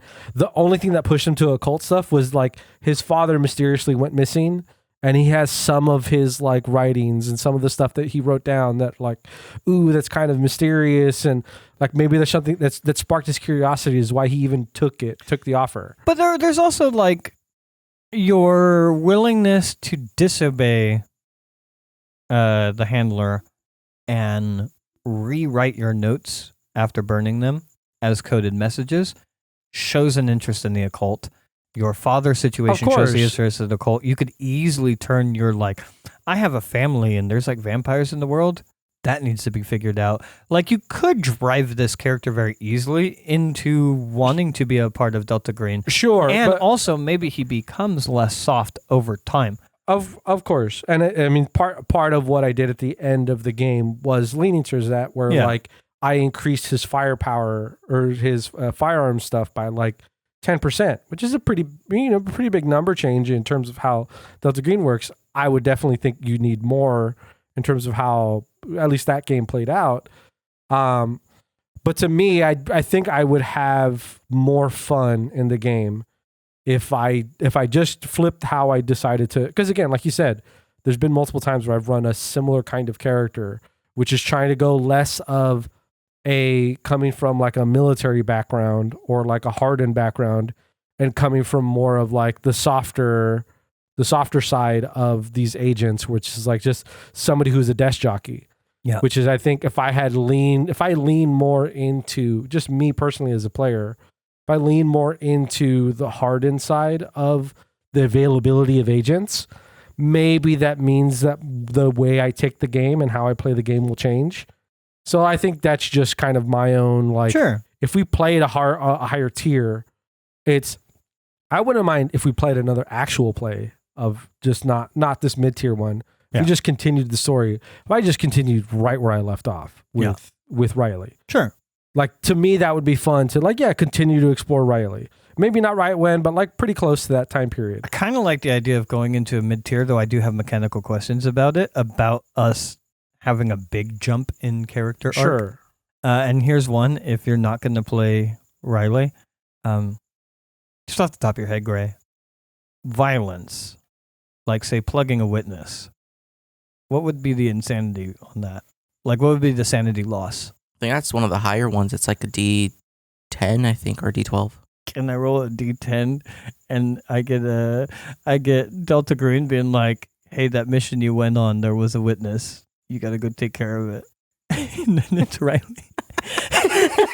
Upton is just carving images of eyes and then like a necklace that his first witness wore, then an earring of the next witness, and then like a piece of clothing from the other witness. He just has like these little things that he's keeping in his house that are just these little like reminders of the things he's done. I think eventually Upton, because in my mind that was like the first night back or whatever, like I only lost 5 sanity. I did want to lean into it, but I don't want to self-enforce a mechanical insanity onto the character. I just thought it was a fun way to leave the session.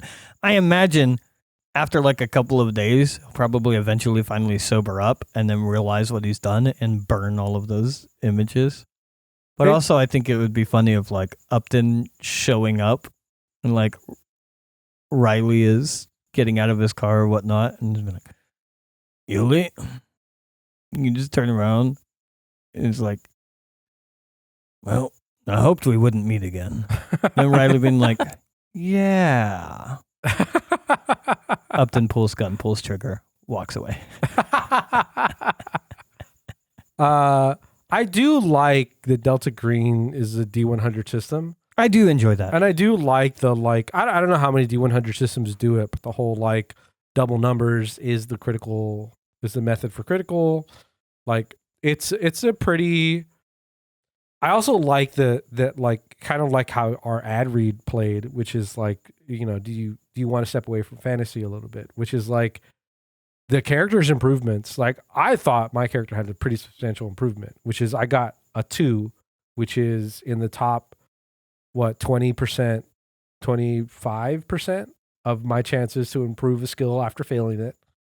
And then I got 8, which is another top 20% of success rate. So going up 10% on a single mission on a skill to me seems that's like really that's high. Crazy good. I went up 0%. All I did was lose a bond. Or lower a bond. I had like 5 checks.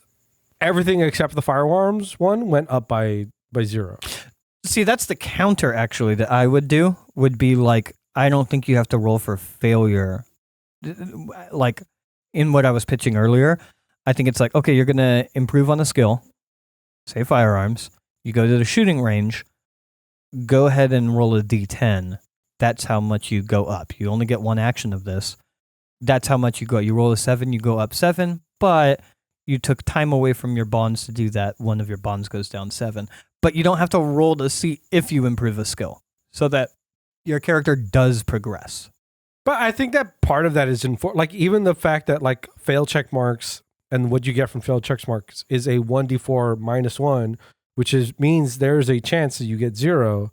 I think part of it is reinforcing the idea that like there isn't a lot of big improving. Your character is your character.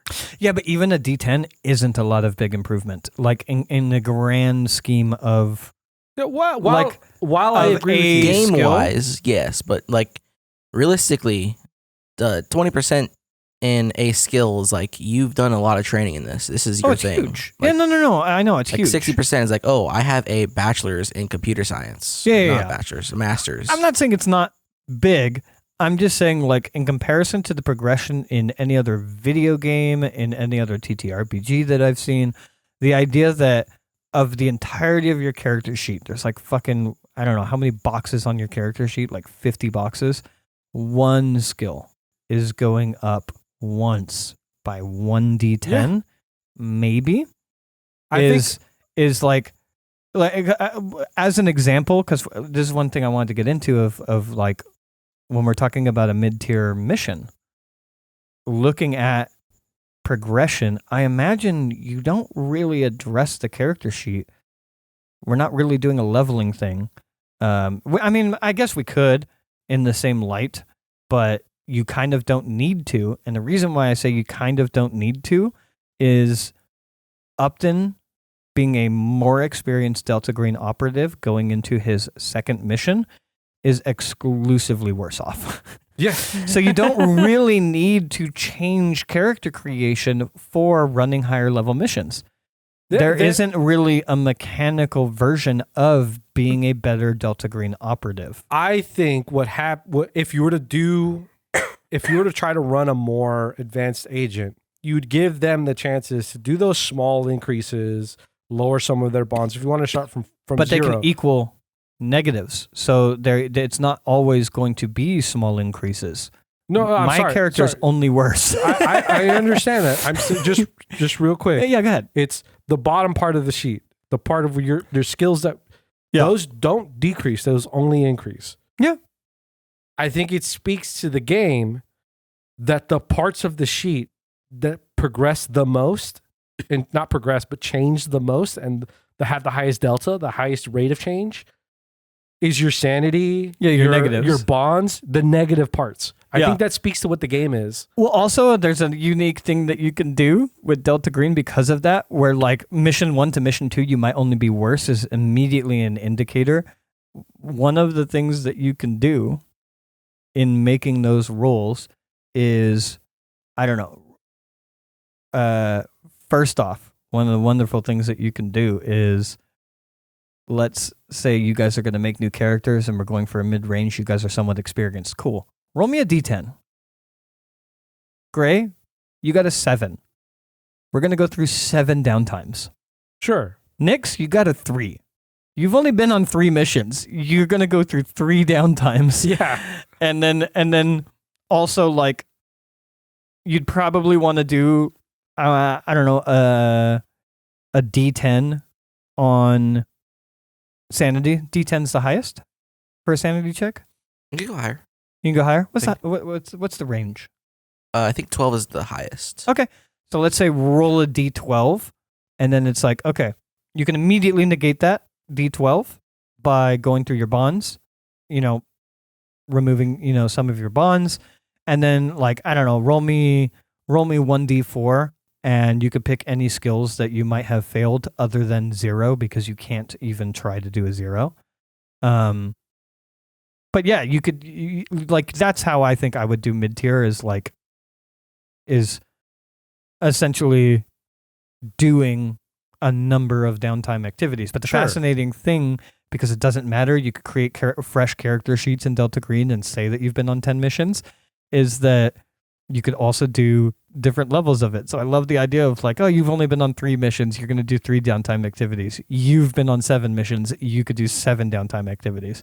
And it might just make you worse off. Yeah. Like, it might make you a worse character. Yeah. Having been on that many missions. Yeah. I think to me that actually, that I would feels say like it's the point of for the game. each downtime, I would say roll me a sanity check as well. And then, so like if there's 7, you have to roll 7 sanity checks, and each one's a d4 if you fail. Well, and you could still do your, what would be projecting, the in the moment projecting. Sure. This is the idea, is that this check would have been made on a mission. You could still do the in the moment projecting.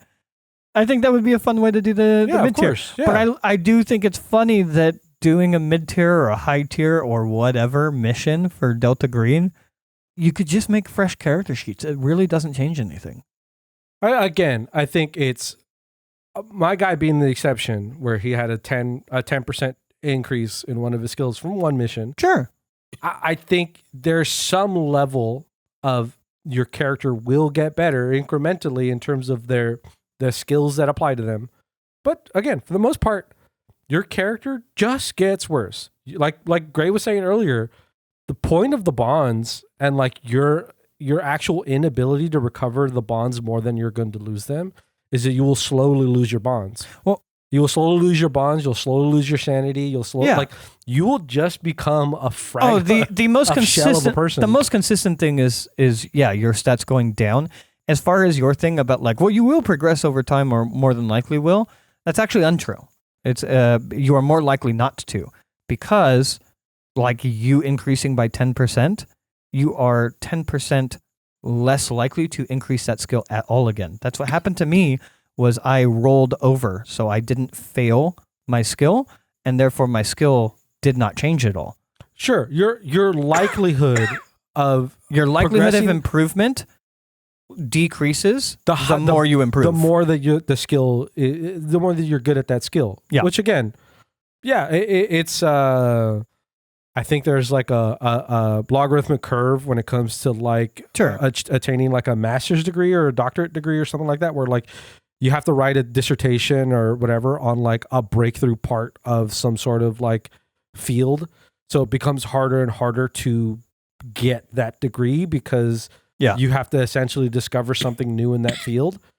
So like it's, I think that like, yes, if you are a skilled marksman, your ability to improve your marksmanship outside of a Delta Green mission is going to be low. If you decide to improve skills that you're not very good at, your likelihood of improving those are much higher. Granted, on top of all that, again, your skill progression it's still a chance to be 0. But if you fail things during the mission, there's no limit on that. That you do. That you just improve. The difference between a character who's been on 0 missions and a character who's been on 10 missions is like fractions of a degree. It's you're looking at maybe a total widespread of like 12% 5 to 20% differences. And like a few of their skills. Which to me it means one thing I do like about this. It breaks outside of fantasy. It feels like real progression of people where skills are hard and they're hard to get better at.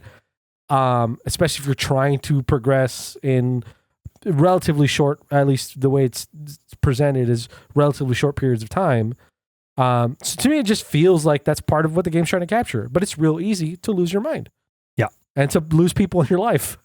One of the things I really like about this system, and I liked about G&G as well, is it very much encourages trying to do things that you're not good at.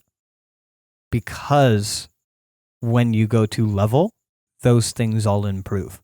So like, I'm not good at sneaking, but I should try to sneak at some point. And you were only ever going to do that when it would be important. You should still try and do it.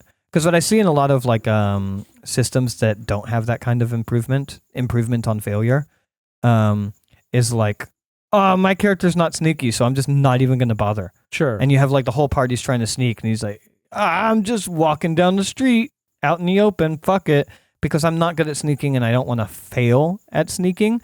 So therefore, I'm just not going to. Whereas when you have a system like this where your failures lead to improvement, it's like, oh, well, I might as well try because I'll get better at it. Yeah. So I actually really, really enjoy that. Yeah. I actually enjoy it being a D100 system because there's a lot of ways in a more fantastical setting that you could improve rapidly that wouldn't feel weird. So, like, as an example, every time you fail a check, you could increase by 1. And in a D100, that's not super quick. You know what I mean? Sure. Like, in a session, you roll, like 4 or 5 checks, maybe. It's on failure, at most a 5% improvement per session spread across all of your skills. Yeah, if you were to make it's it more not that crazy. Yeah, more power fantasy by doing something like that, modifying it so you're But getting, even then, it's only slightly more power fantasy, and it really encourages you to do stuff. I mean, try things. It's a 5% increase in a skill, which would be five checks, 5 failed checks. A 5% increase is a +1 sword. Like in D&D. But that's only assuming it's not spread across all types of things. Yeah, but sure. But also, canonically, it wouldn't bother me if it was on the same skill over and over again, because it's like, yeah, this person's trying really hard. Like, you've spent the entire session trying to sneak around this city. You're really dedicating yourself to attempting to sneak and learning how to sneak. Yes, that could be a 5% increase on your. I'm not saying it doesn't like push into like the realities of what improving is. Like, you know, when we were younger, we used to throw knives at wooden boards, and you failed all the time. Yeah, but you learn from each failure. You learn the rotation of the blade from the distance you're throwing, and then you eventually start knocking it. Yeah, it makes perfect sense to like change Delta Green into more of like, if you wanted to modify it to be more powerful. Well, just a D100 system, not Delta Green specifically. Yeah, sorry. But so a D100 system, the fact that +1 is only +1% instead of like D&D where it's +5% every time. Yeah. And then like, I mean, you could even add the intrigue of rolls to it.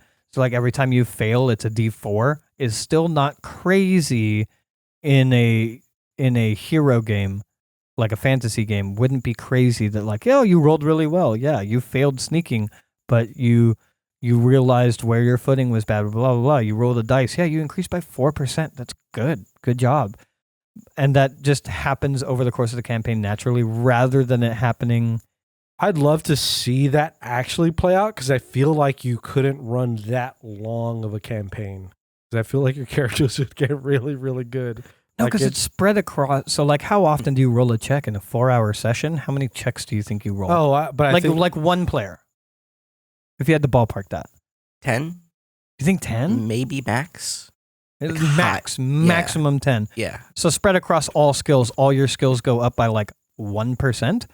That's not nuts. Like if you think about 20, well, let's see, 4 sessions a month, because most people play weekly, right? Or just even fucking a year-long campaign. If you consistently play every single day, you have like a 54% increase in your character over the course of a year. And also the more the more the character improves, the less likely you're going to have an incidence of a failure, which is going to increase it's 54% maximum. That's not nuts.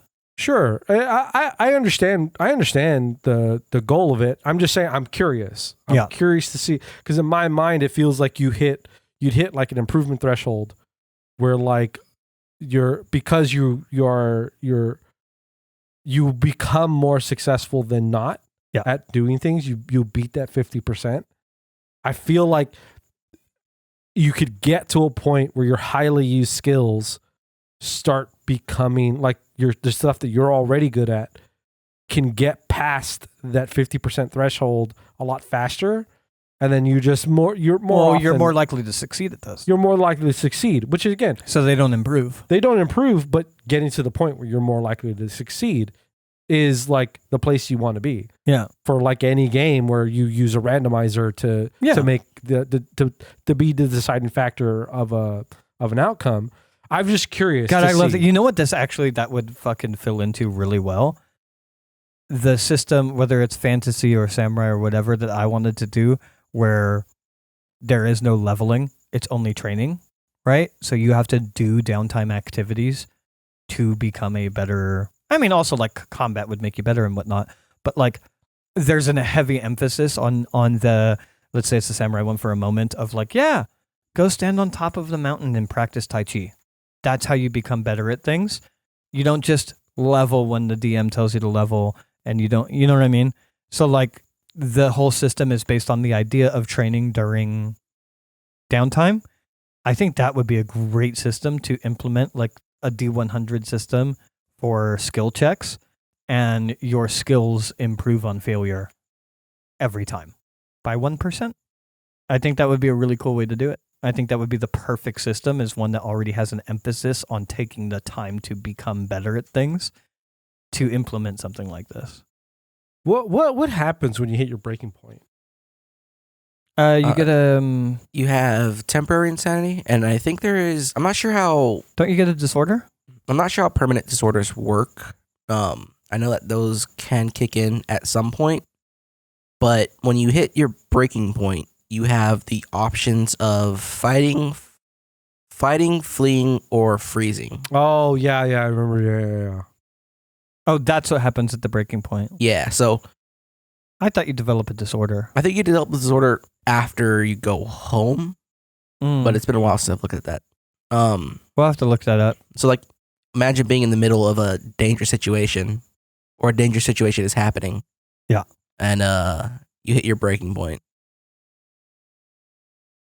Oops. Yeah. Uh-oh. That's why the bonds are important. And to go back to bonds, those are supposed to be NPCs in the world. Like there's a little thing there for like helplessness or violence, or like you watch your bonds suffer a horrible injury or they die. Roll a d12 for sanity. Yeah. So it's like, bonds get brought into campaigns. They can be, right? They can be. Like you could be out doing your thing, right? And then you come home, it's like, oh, my child is sick in the hospital. Okay. You got a mission. Oh, my child's dying of space AIDS. What do I do? Well, first you make a sanity check. And you go out again. It's like, oh, you come back home. Your child's dead. Yeah. Your bond's dead. Remove that When from your would you sheet. implicate that, though?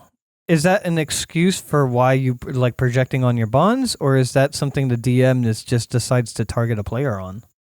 I think that's more of like the DM targeting your player. I think because I've never ran a game past like I've never been in the Delta Green campaign past like 3 games.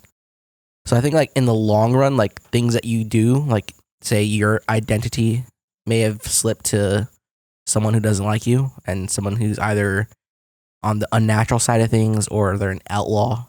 Yeah. They might, target your family to stop you from, your investigation. I can see that. If something you dealt with it traces you back to your house, to your home. Or maybe you bring something home from an operation. Yeah. And you're trying to study it, and maybe someone in your family gets into your room where it's stored, and now they're getting fucked up by it. I just can't imagine doing that outside of downtime. Like, when in this campaign would you go home? So there's a concept in SCP called like memetics, based off of memes. It's literally meme, but memetic, which is like there are things that are like visual memetics. Which it's like if you, like my character, wrote down the description or whatever. Let's say it's a symbol. It's something he saw, and he gets affected by it, but maybe he doesn't understand it. But he draws it back at his house, like you drew the eye. And let's say it is a memetic. It is a thing where if you witness it, if you see it, it'll do something. Let's say it happens to your kid. Your kid has a really, really short breaking point. They see this memetic, flips them out. They hit a breaking point. You come back home after a mission. You see your room is open. Your files are scattered. And your whole family in there has all been hit by this meme. I almost feel like you could have done that to both of us, and it would have been really cool to show us why you don't do those things beyond just what was the handler name? Alphonse. Beyond it just being Alphonse telling us not to do these things, you could have done that to both of us, where it's like, hey, Riley, after about a couple of days or whatever before you burn that document, you would come home and your wife is very concerned and your kid's just playing in the other room, and your wife brings you into your kid's room and opens up the sock drawer, and there are just drawings upon drawings of this eye that you had made. And over the course of the following week, whether you address it or not, your kid is waking up in the middle of the night and having nightmares and blah, blah, blah. Like night terrors. Make me an insanity check. Don't bring shit home. Yeah. And then you could have done the same thing with me of like, whatever my high school sweetheart or maybe my army buddy. They're like, I come home and they're in my apartment and they're like fucking, panicking or whatever, looking over the stuff, or they're really worried about me. You know what I mean? Oh, it's also like the... And then you hit me. So for him, you affect the bond and hit his sanity. Yeah. For me, the army buddies there or whatever, and looking at the shit, and they're super concerned with me, and I have to like downplay it and either lie to them or blah blah blah, and then you just hit my bond points and be like, yeah, I need you to lose a D4 bond points with that NPC. Yeah. Don't bring shit home. That's all things that I could assume happen. I assume can happen. Yeah. It's also like dealing with more occult stuff, more like Cthulhu stuff, which is like maybe something gets imprinted on you. Yeah. You go home not thinking anything's wrong, and then like people are treating you different. You like the handler just says, yeah, like just blanketly, hey, you return home. How many people do you interact with between the missions? Oh, every single one of them loses a D4. And you go, wait, what happened? Why? It's like, they all lose a D4. You're not sure why. And it's like, yeah, you can just. That's all to me is like places to play. Yeah, it's. I know we're only doing like one game at low, one game at mid, right? But in my mind, I don't think Delta is a game that you can really get unless you play an actual campaign. I feel like I think that what is an actual campaign? So they have some on their website. So like, I understand. I'm just you might start off with something. I'm not going to read a whole adventure module. You might start off, you might start off with something that's like a low level thing, like hey, go find this thing. Maybe there's an orb, and if you touch the orb, you end up seeing some other place, or you see the place that you're in, but it's all shadowy, and there's shadows dancing on the wall, and there's some creature reaching out to you saying, hey, take my hand. Yeah. And that might be like the starting point for a like one shot in the Delta Green campaign. But then you go on to do something and like, this new mission has some ties to that old one. And then you go on to another one. It's like, there's something happening here, and there is a person running something in this weird little area. And then you kind of start realizing that you're not just finding small instances of weird stuff happening, but there's this sort of, I want to say a conspiracy. Yeah. But there is something going on along the lines of people are doing a thing, and they're involved with these vectors popping up in these places that I've been. So like yours, as an example of where you could take it, the first mission is the one that we played. Mm-hmm. The second mission, you go into a situation, and the way you write it as the handler is like almost a red herring, where you're a little bit more spoon feeding with who's the vampire, but it doesn't add up. Like you figure out that that's the person, that's the vector, but then there's like times and places that don't line up with that person. And the result that you figure out from that campaign or that run of it is like, oh shit, it's not a vector. Now you're realizing like you're in a place where it's like, oh, that's why it's not lining up. That's why shit doesn't make any sense. There are multiple vampires at play in this city. And then that's that one. And then you go into another one, which none of it seems to be related at all. There's no red herrings. It's like going into a fresh mission, but with the same character. And then it turns out to be werewolves. And then the one after that turns out to be werewolves and vampires conflicting with each other. And like it just slowly escalates to that. More or less. I mean, I wrote this. This is just like this is actually just the first mission in a series of things that I've already had planned out. Yeah. Nice. So just to give I was just reading it and I thought it was fascinating. This is more of an advertisement to other Delta Green stuff, but this is from their own, I think their own written piece, which is The Fall of Delta Green. This is their story. Mm-hmm. I believe that's in one of the books. Yeah. It is the 1960s. The stars are coming right. The United States declares war on poverty and sends 500,000 troops to Indochina. This disintegrates voting booths. Desegregates voting booths and shoots rockets at the moon. Everyone believes that if we put our mind to it and our backs into it, there's nothing we can't do to make the world better for America and everyone else. You know that this is a lie. You are an agent of Delta Green, an authorized but unacknowledged black program of the United States National Security Establishment, tasked to hunt and destroy the Cthulhu mythos. You know that plans and ideals, peace and love matter less than a single atom drifting in the galaxy. All you can do is rage against doom, burn out your mind and body, and damn your non-existent soul, keeping your family, your country, your planet, and ignorant and safe for one more day. Like, God damn, it's good. Oh, yeah. Okay. Sorry. I thought you were reading something related to the conversation that we were having. Players take on the But role. yes, no, it's brutal. If you go to the website, it's like, Delta Green is not about this. Delta Green is not about that. Delta Green is a race to the end of the world. It was just like an excerpt of like, this is the idea. This is a campaign that they get. So this is like what the campaign is that raging against the end of the world. Yeah. Is like, you will sacrifice everything. Yeah. To just make sure that family and country is safe. Mm-hmm. Like it's just, it's fascinating. It's playing the whole campaign. I think it's where the actual juice from the squeeze. Well, you spend more time with your character. You care about them more, and they slowly become less of a person the longer you play with them. Mm-hmm. Whilst having the intrigue of new missions hooking to old missions. Yeah. I think it's fine playing a low and mid. It's obviously not ideal, but I mean, like, D&D is better as a campaign than it is a mini campaign or a one shot. Yeah, but same way. You can get a lot of the D&D experience from a one shot.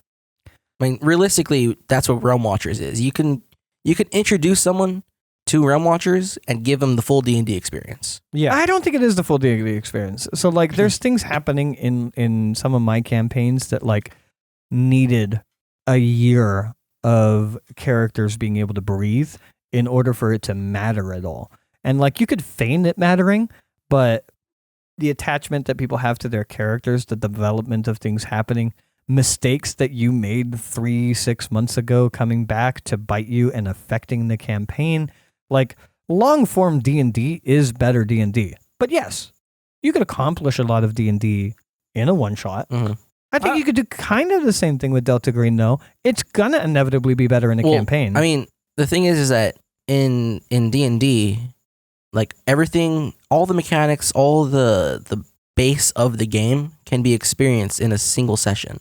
Yeah. But you can't do that with Delta Green, because Delta Green is supposed to be that sort of slope, like you said, the slow burn to the end of the world. Yeah, the race to the end of the world. Yeah, I think what you're talking about is like the aspects of the actual role play of the game. Yeah, the story the exploration, told, which is more up to the DM of like how they're presenting the story and how the connection, and like, yes, there are joys of role playing in a D&D game that if you have a long campaign, the way that you can connect things or make things kind of align are really great. And that's it is better than most one shots. But I think, yes, the slow progression of your character fading into this just like husk of themselves as they've denigrated everything else around them. Well, the mechanics of insanity aren't going to be tanked in a single mission. Yeah. So to explore the mechanics or the destruction of bonds. Yeah. Talking about mechanics, I get what you mean. Because also, like, unless it's so... I mean, you could do it, but it would feel not great to do that in a single game. Because, like, if you were just digging your players down into insanity in a single game, that would feel like too much. And then also, like dealing with artifacts, having to put yourself in the corner of every one shot has to have artifacts and the use of artifacts. But like, a lot of the mechanics definitely get used. Maybe not all of the skills, but all of your skills don't get used in a D&D one shot either. But like the definitely the insanity mechanics need at least a mini campaign to breathe. And then the use of occult artifacts is a pretty strong mechanic in Delta Green that you're not going to put into every one shot. Because like, you could find something that means almost nothing in like one game. Like, like I said before, you found a glass orb on a pedestal. Yeah. And this is just the thing that we have to find and destroy. But then you go into your next game, it's like, there's another glass orb on a pedestal here. Yeah. I'm going to touch it this time. Yeah. Like, oh, something weird is going on. Right? Like, you can't really get all that put into a single session. Like, you could do that in Dungeons and Dragons, but it's like, in Dungeons and Dragons, what are you doing? You're watching your HP and you're checking your spell slots. Yeah, mechanics wise, yes. and then you go to sleep and you get that all back. Yeah. And then in Delta Green, you go to sleep and you have nightmares because something that you did is infested your brain. Yeah. And now you got to live with that and try to fix it, maybe, or blow your brains out, which also might fix it. I might fix it. Yeah, I don't think there's, to be honest, I don't think there's a huge, like, what you can't do with the mechanics, but I do agree 100% that a longer form campaign of Delta would be better. I think that about most systems, a longer form would be better. Like, don't get me wrong, Realm Watchers was a very fun campaign to run, but it definitely missed a lot of the, I understand this is roleplay, but the roleplay marks that, you get from a long form campaign. And then, I mean, also just talking about mechanics, leveling is a really heavy mechanic in D&D, and you don't get to do that in a one shot. You barely even get to do it in a mini campaign, and when people do it in a mini campaign, I think it feels weird. You had brought up, Nix, that in our Buddy Cop one, you don't even intend to do it. I've played mini campaigns. The expectation is to level every session, and I think it's weird. Or if you're in one of my games, it's long form. You level like 2 times in a year. Yeah, ever. 2 times ever. Yeah. Oh, I made the joke that I've given like 3 levels in my entire professional GM career. I made that joke last podcast. I was listening to it, and I think it was last podcast. Maybe it was one of the shorts from the previous one. I don't remember. But anyways, where I was like, oh yeah, I've given out like 3 levels or 4 levels or something like that. But some of those are in the same campaign. And we just did a combat, and I was like, you guys are just fucking invincible. You're way too fucking powerful. I'm going to stop leveling you entirely. Yeah. 3rd level is where you should stop leveling. I mean, I like 4th. Third. I like 4th because you get an out of class choice that makes your character very unique, being a feature. Right. Well, I also use my own stuff, so that's fair. I'm talking about 5e. I allow you to get that earlier 4th-ish level experience at 3rd level, but you're still a lot weaker. An easy example of why 5th is too much, though, is what do you get at 5th? The ability, a lot of classes at least, the ability to attack twice. And it's like, yeah, you're just doubling down power now. There's nothing new and unique about your character. You're just a heavier hitter. So, fucking 4th level. Stay there forever. I mean, like with the Buddy Cop game, it's like my plan for it is it's going to take course over 3 days, maybe a week. Yeah. So why would you level? So why would your character? I've played mini campaigns online where it takes place in the same day, and you level every session. That's wild. It's like 3 sessions, but they're all within the same day, and it's like that's wild that you're leveling us. Really? Imagine if this turned into a campaign on accident where you're like, oh, we really want to keep going with the story. How are you going to call that behavior? We're going to be literally fucking 20 sessions in at level 20. Good fucking luck. I mean, I had an idea for a game like that, but it's so that's intentionally. It's also like so designed for that purpose and not intended for long form campaigns. Yeah. I'm trying to look and see if there's any other mechanics that I wanted to talk about. I think we've pretty much covered it. Oh yeah, I mean we've been going on for a minute about the game. I mean it's I think it's a fascinating approach. One of the things that, like, at least when I look at this game, I always, at least when I've thought about creating my own game, I always thought about parsing down like the skill tree, the skill list. Yeah. Like trying to reduce that so it's not so heavy with what you present your characters and what you present people, like players. And this game just takes the opposite approach. It's like, here's the longest laundry list of skills that are so nuanced that there's a bureaucracy, there's also accounting, and there's also there's biology, but there's multiple versions. You write down which form of biology you have. I've had the opposite ideas. Like, I've wanted to get rid of the scores and then have the list of skills. Sure. And they are just driven by themselves and how good at you are. But then it's nice to have something like intelligence is just a general role. So actually what I think I would do, especially in the D100 system that I was talking about implementing earlier, where you just progress through failure all the time by 1% increments, would be to just take those Like take the D&D 5e character sheet real quick. You have all of those skills. You have extra slots for extra skills as they come up, right?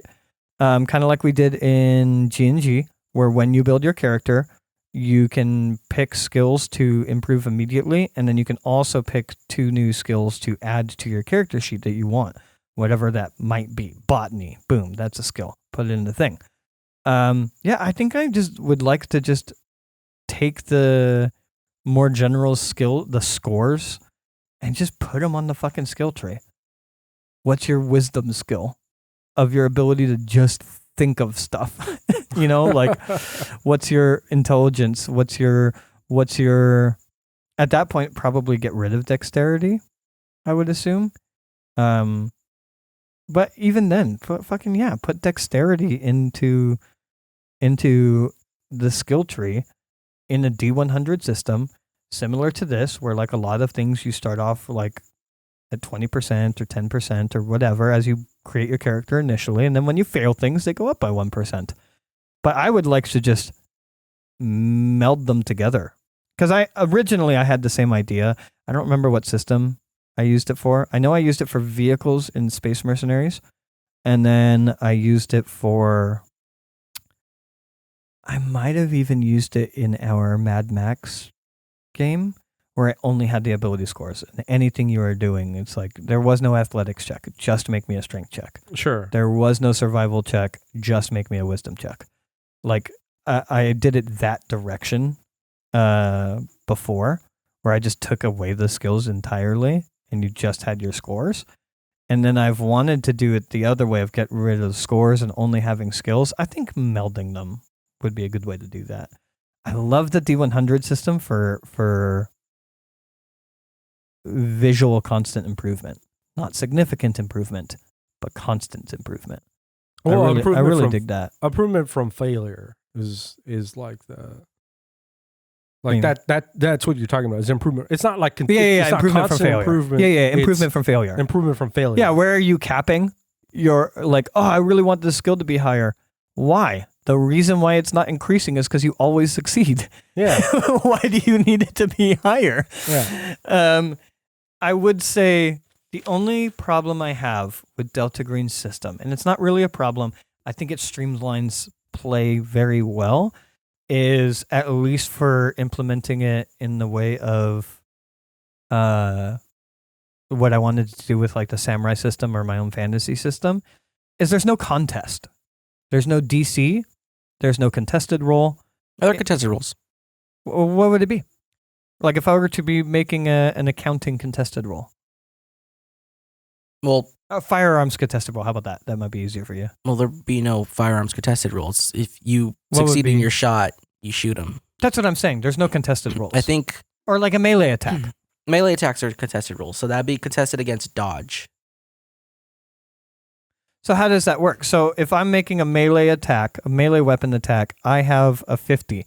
So I'm not rolling to see if I go beneath 50. I'm rolling against someone else? Yes. So and you're rolling wins?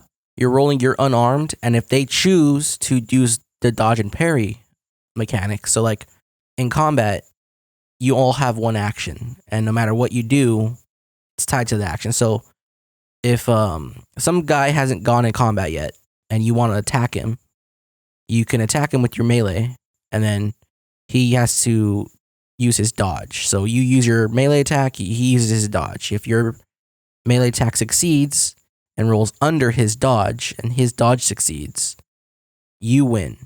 He gets hit. Now, because you're melee attacked, you're under the dodging and parrying rules. So if he attacks you, or if somebody else attacks you with a melee attack, you get to do the dodging as well. But say you tried to shoot the guy. I think you could use dodge when you're getting shot at, depending on what it is. I don't think you could dodge away from a bullet, but if somebody throws something at you, sure, you could dodge that. The person who shot doesn't have dodge and parry rules. So if somebody comes up to attack him, he's getting hit as long as that attack succeeds. So if I try to hit Nix and he's not dodging or parrying, I just roll for success on my sheet. Yes. Okay. That's interesting. And then let's say he is dodging. So mine is a 50. Let's say his is a 50. Mhm. We both roll. Or let's say mine's higher, his is lower.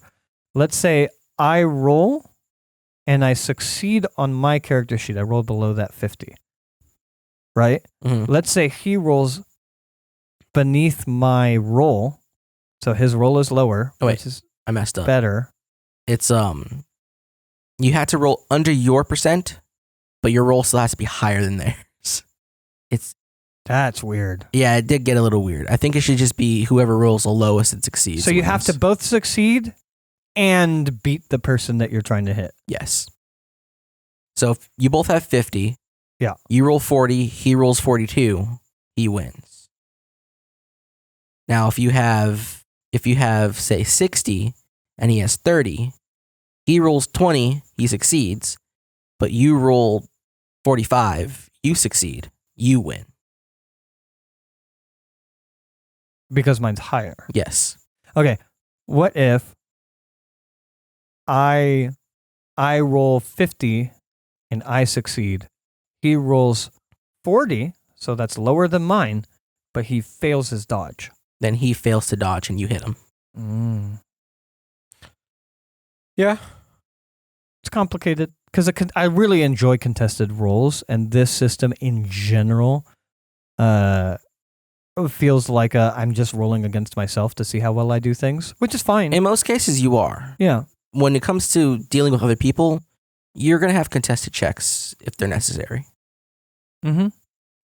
I do like the DC system for Delta, at least the way that you play it, which is there's only 2 difficulties. There's 3 difficulties. You can just do it. No matter what, you could just do it. You don't need to roll anything. Doesn't matter your skills. You could just, you can open doors with doorknobs. That's fine. Okay. And then there's this is a difficult task. Roll. If you roll below your percentage, then you succeed because this is a difficult task. And then there's this is a mildly difficult task, but it's not quite that hard. What's your percentage? 60% to succeed. You could just do it. That's raw. Yeah, I like that. I like that there's essentially 3 difficulty classes. There's 3 DCs, which is 0 DC, hard for the average person, but if you have any points, you're probably fine. And then actually a hard task roll to see if you could do it or not. Mm-hmm. I like that. That's such a simple DC system. It's so streamlined. Beautiful. All right. Well, that's all I have to say about Delta Green. Oh, I do have one more question. Oh? Did we fuck anything up? Did you fuck anything up? I don't know. I think we were so careful. That's what I'm asking. Is there anything where it's like, you guys shouldn't have done that? I mean, there was a chance. Even if we pivoted and it worked well. I mean, there was a chance at the morgue, I think. There's a chance at the morgue, but you're able to convince Leland, who was drunk and probably malleable at the time, to not call for backup. And then I guess the closest thing to fucking up would have been making yourselves seen at the bar at the last night. Tailing booth. Mm-hmm. Yeah. Because people would have placed you there, then you guys disappear. Yeah. And then Shirley also disappears that night. Well, I'm sure there's a level of assumption. There's 2 burned bodies outside of Shirley's burned truck as Shirley left the bar with someone. It's also unknown biker gang member or a biker potentially could be thrown into this was some sort of retaliatory strike. Shirley just happened to be there and they burned the bodies to deal with it. Oh yeah, it doesn't necessarily implicate us. We could have played it a little bit better if I had you pull up and keep eyes on them. Sure. Via the walkie-talkie, and then I came out so it didn't seem related. Maybe. No, I mean, just giving a little bit of time. That could have been your closest thing to mess up, abandoning the car. Yeah. That you've wrecked and rented out. although it wasn't necessarily under your name. Yeah. Although that could also just be like a green asset too. So it could have been swept under the rug. Yeah. But so that's like the closest thing. For me, that was the. I thought about it right at the last minute. Was like, oh wait, the car, and I was like, oh wait, we rented it under. My thing was name. like, yes, because like DNA samples and whatnot in the car potentially. My fear of the car, I felt outweighed that risk, which was, if you just waltz up to an airport with a fucking smashed to shit car. Oh yeah, of course. When already somewhat implicated, like. If they're like, hey, these guys were implicated. Here's the kind of car that they were driving. This truck has clearly been wrecked. And then while investigating, an absolutely smashed up same make, model, and year shows up at an airport. Okay, well, what's the name on the tickets? Could have been a problem. Well, not showing up at the airport, I feel like was a good move. It showing up outside of a town is connecting it to unnamed people. Yeah, I think making the connection between the car. I mean, they'd have to go through like the airport footage if they had the cameras of like when we left the car. We left the car, and then we would have had tickets, so they could have gone through like names. Yeah, but how would they make the connection between our tickets and the car? Our car. Yeah. We are connected with the car. Our descriptions are connected with the car. Yeah. Right? The car gets left at the airport. Sure. Then they go to the people that work at the airport and they go, hey, did any of these people come through that look like this? Oh, yeah. They got on a flight back to Ohio. And then they check all of the names of the people going back on the flight to Ohio. Sure. I'm just saying these databases exist. No, I understand that. I'm just saying there are like, connections. Yeah, you'd have to like go through the camera log or whatever because there's. But why do you have to go through the camera log? Just because ask the employees if someone fitting that description.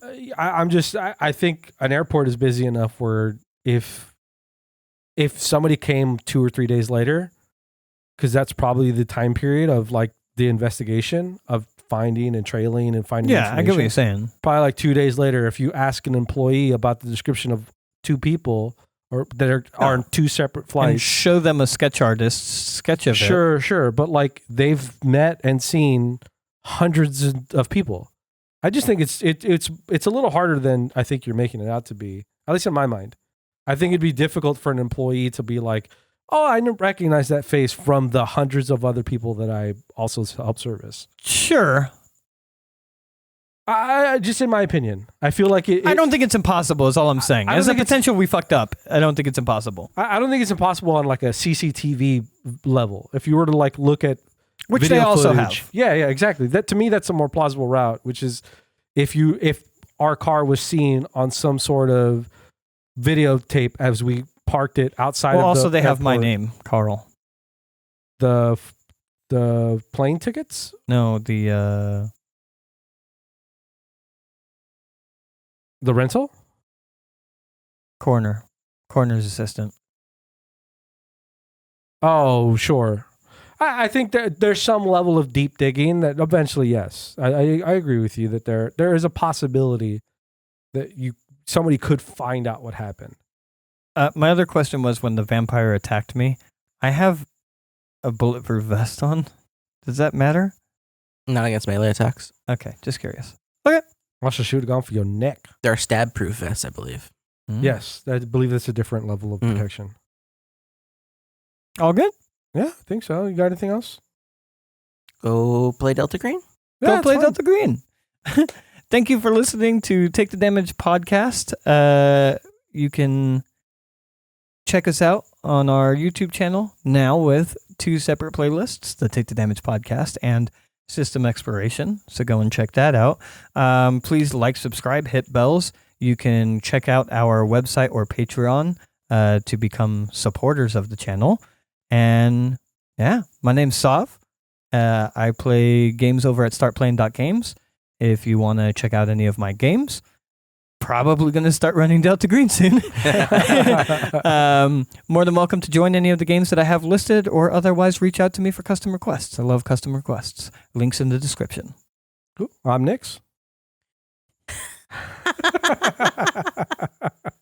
I'm Graythorn. I run games. I don't run them on Start Playing, and I just run them for fun. Cell 4 and I will be playing Delta Green on Thursdays. I'm not sure how many games are going to be out by the time this podcast is out, but hey, we might be through the entire Square Dance in the Alley. I think you guys would probably be done by the time by the time this comes out. You guys would be done. And possibly you might be able to see the rest of what I've written for this little story. Because there is a whole little story involved. Oh, that's cool. I think it's supposed to span like three games. Then there's the higher tier one that I might run them through afterwards. Nice. Fun times. Sweet. Nice. Looking forward to it. I genuinely might start listening tonight to your first session of that. All right. Thank you for listening to Take the Damage podcast, and we will see you next week. All right. Bye. Bye. I forgot my job was to... Yeah.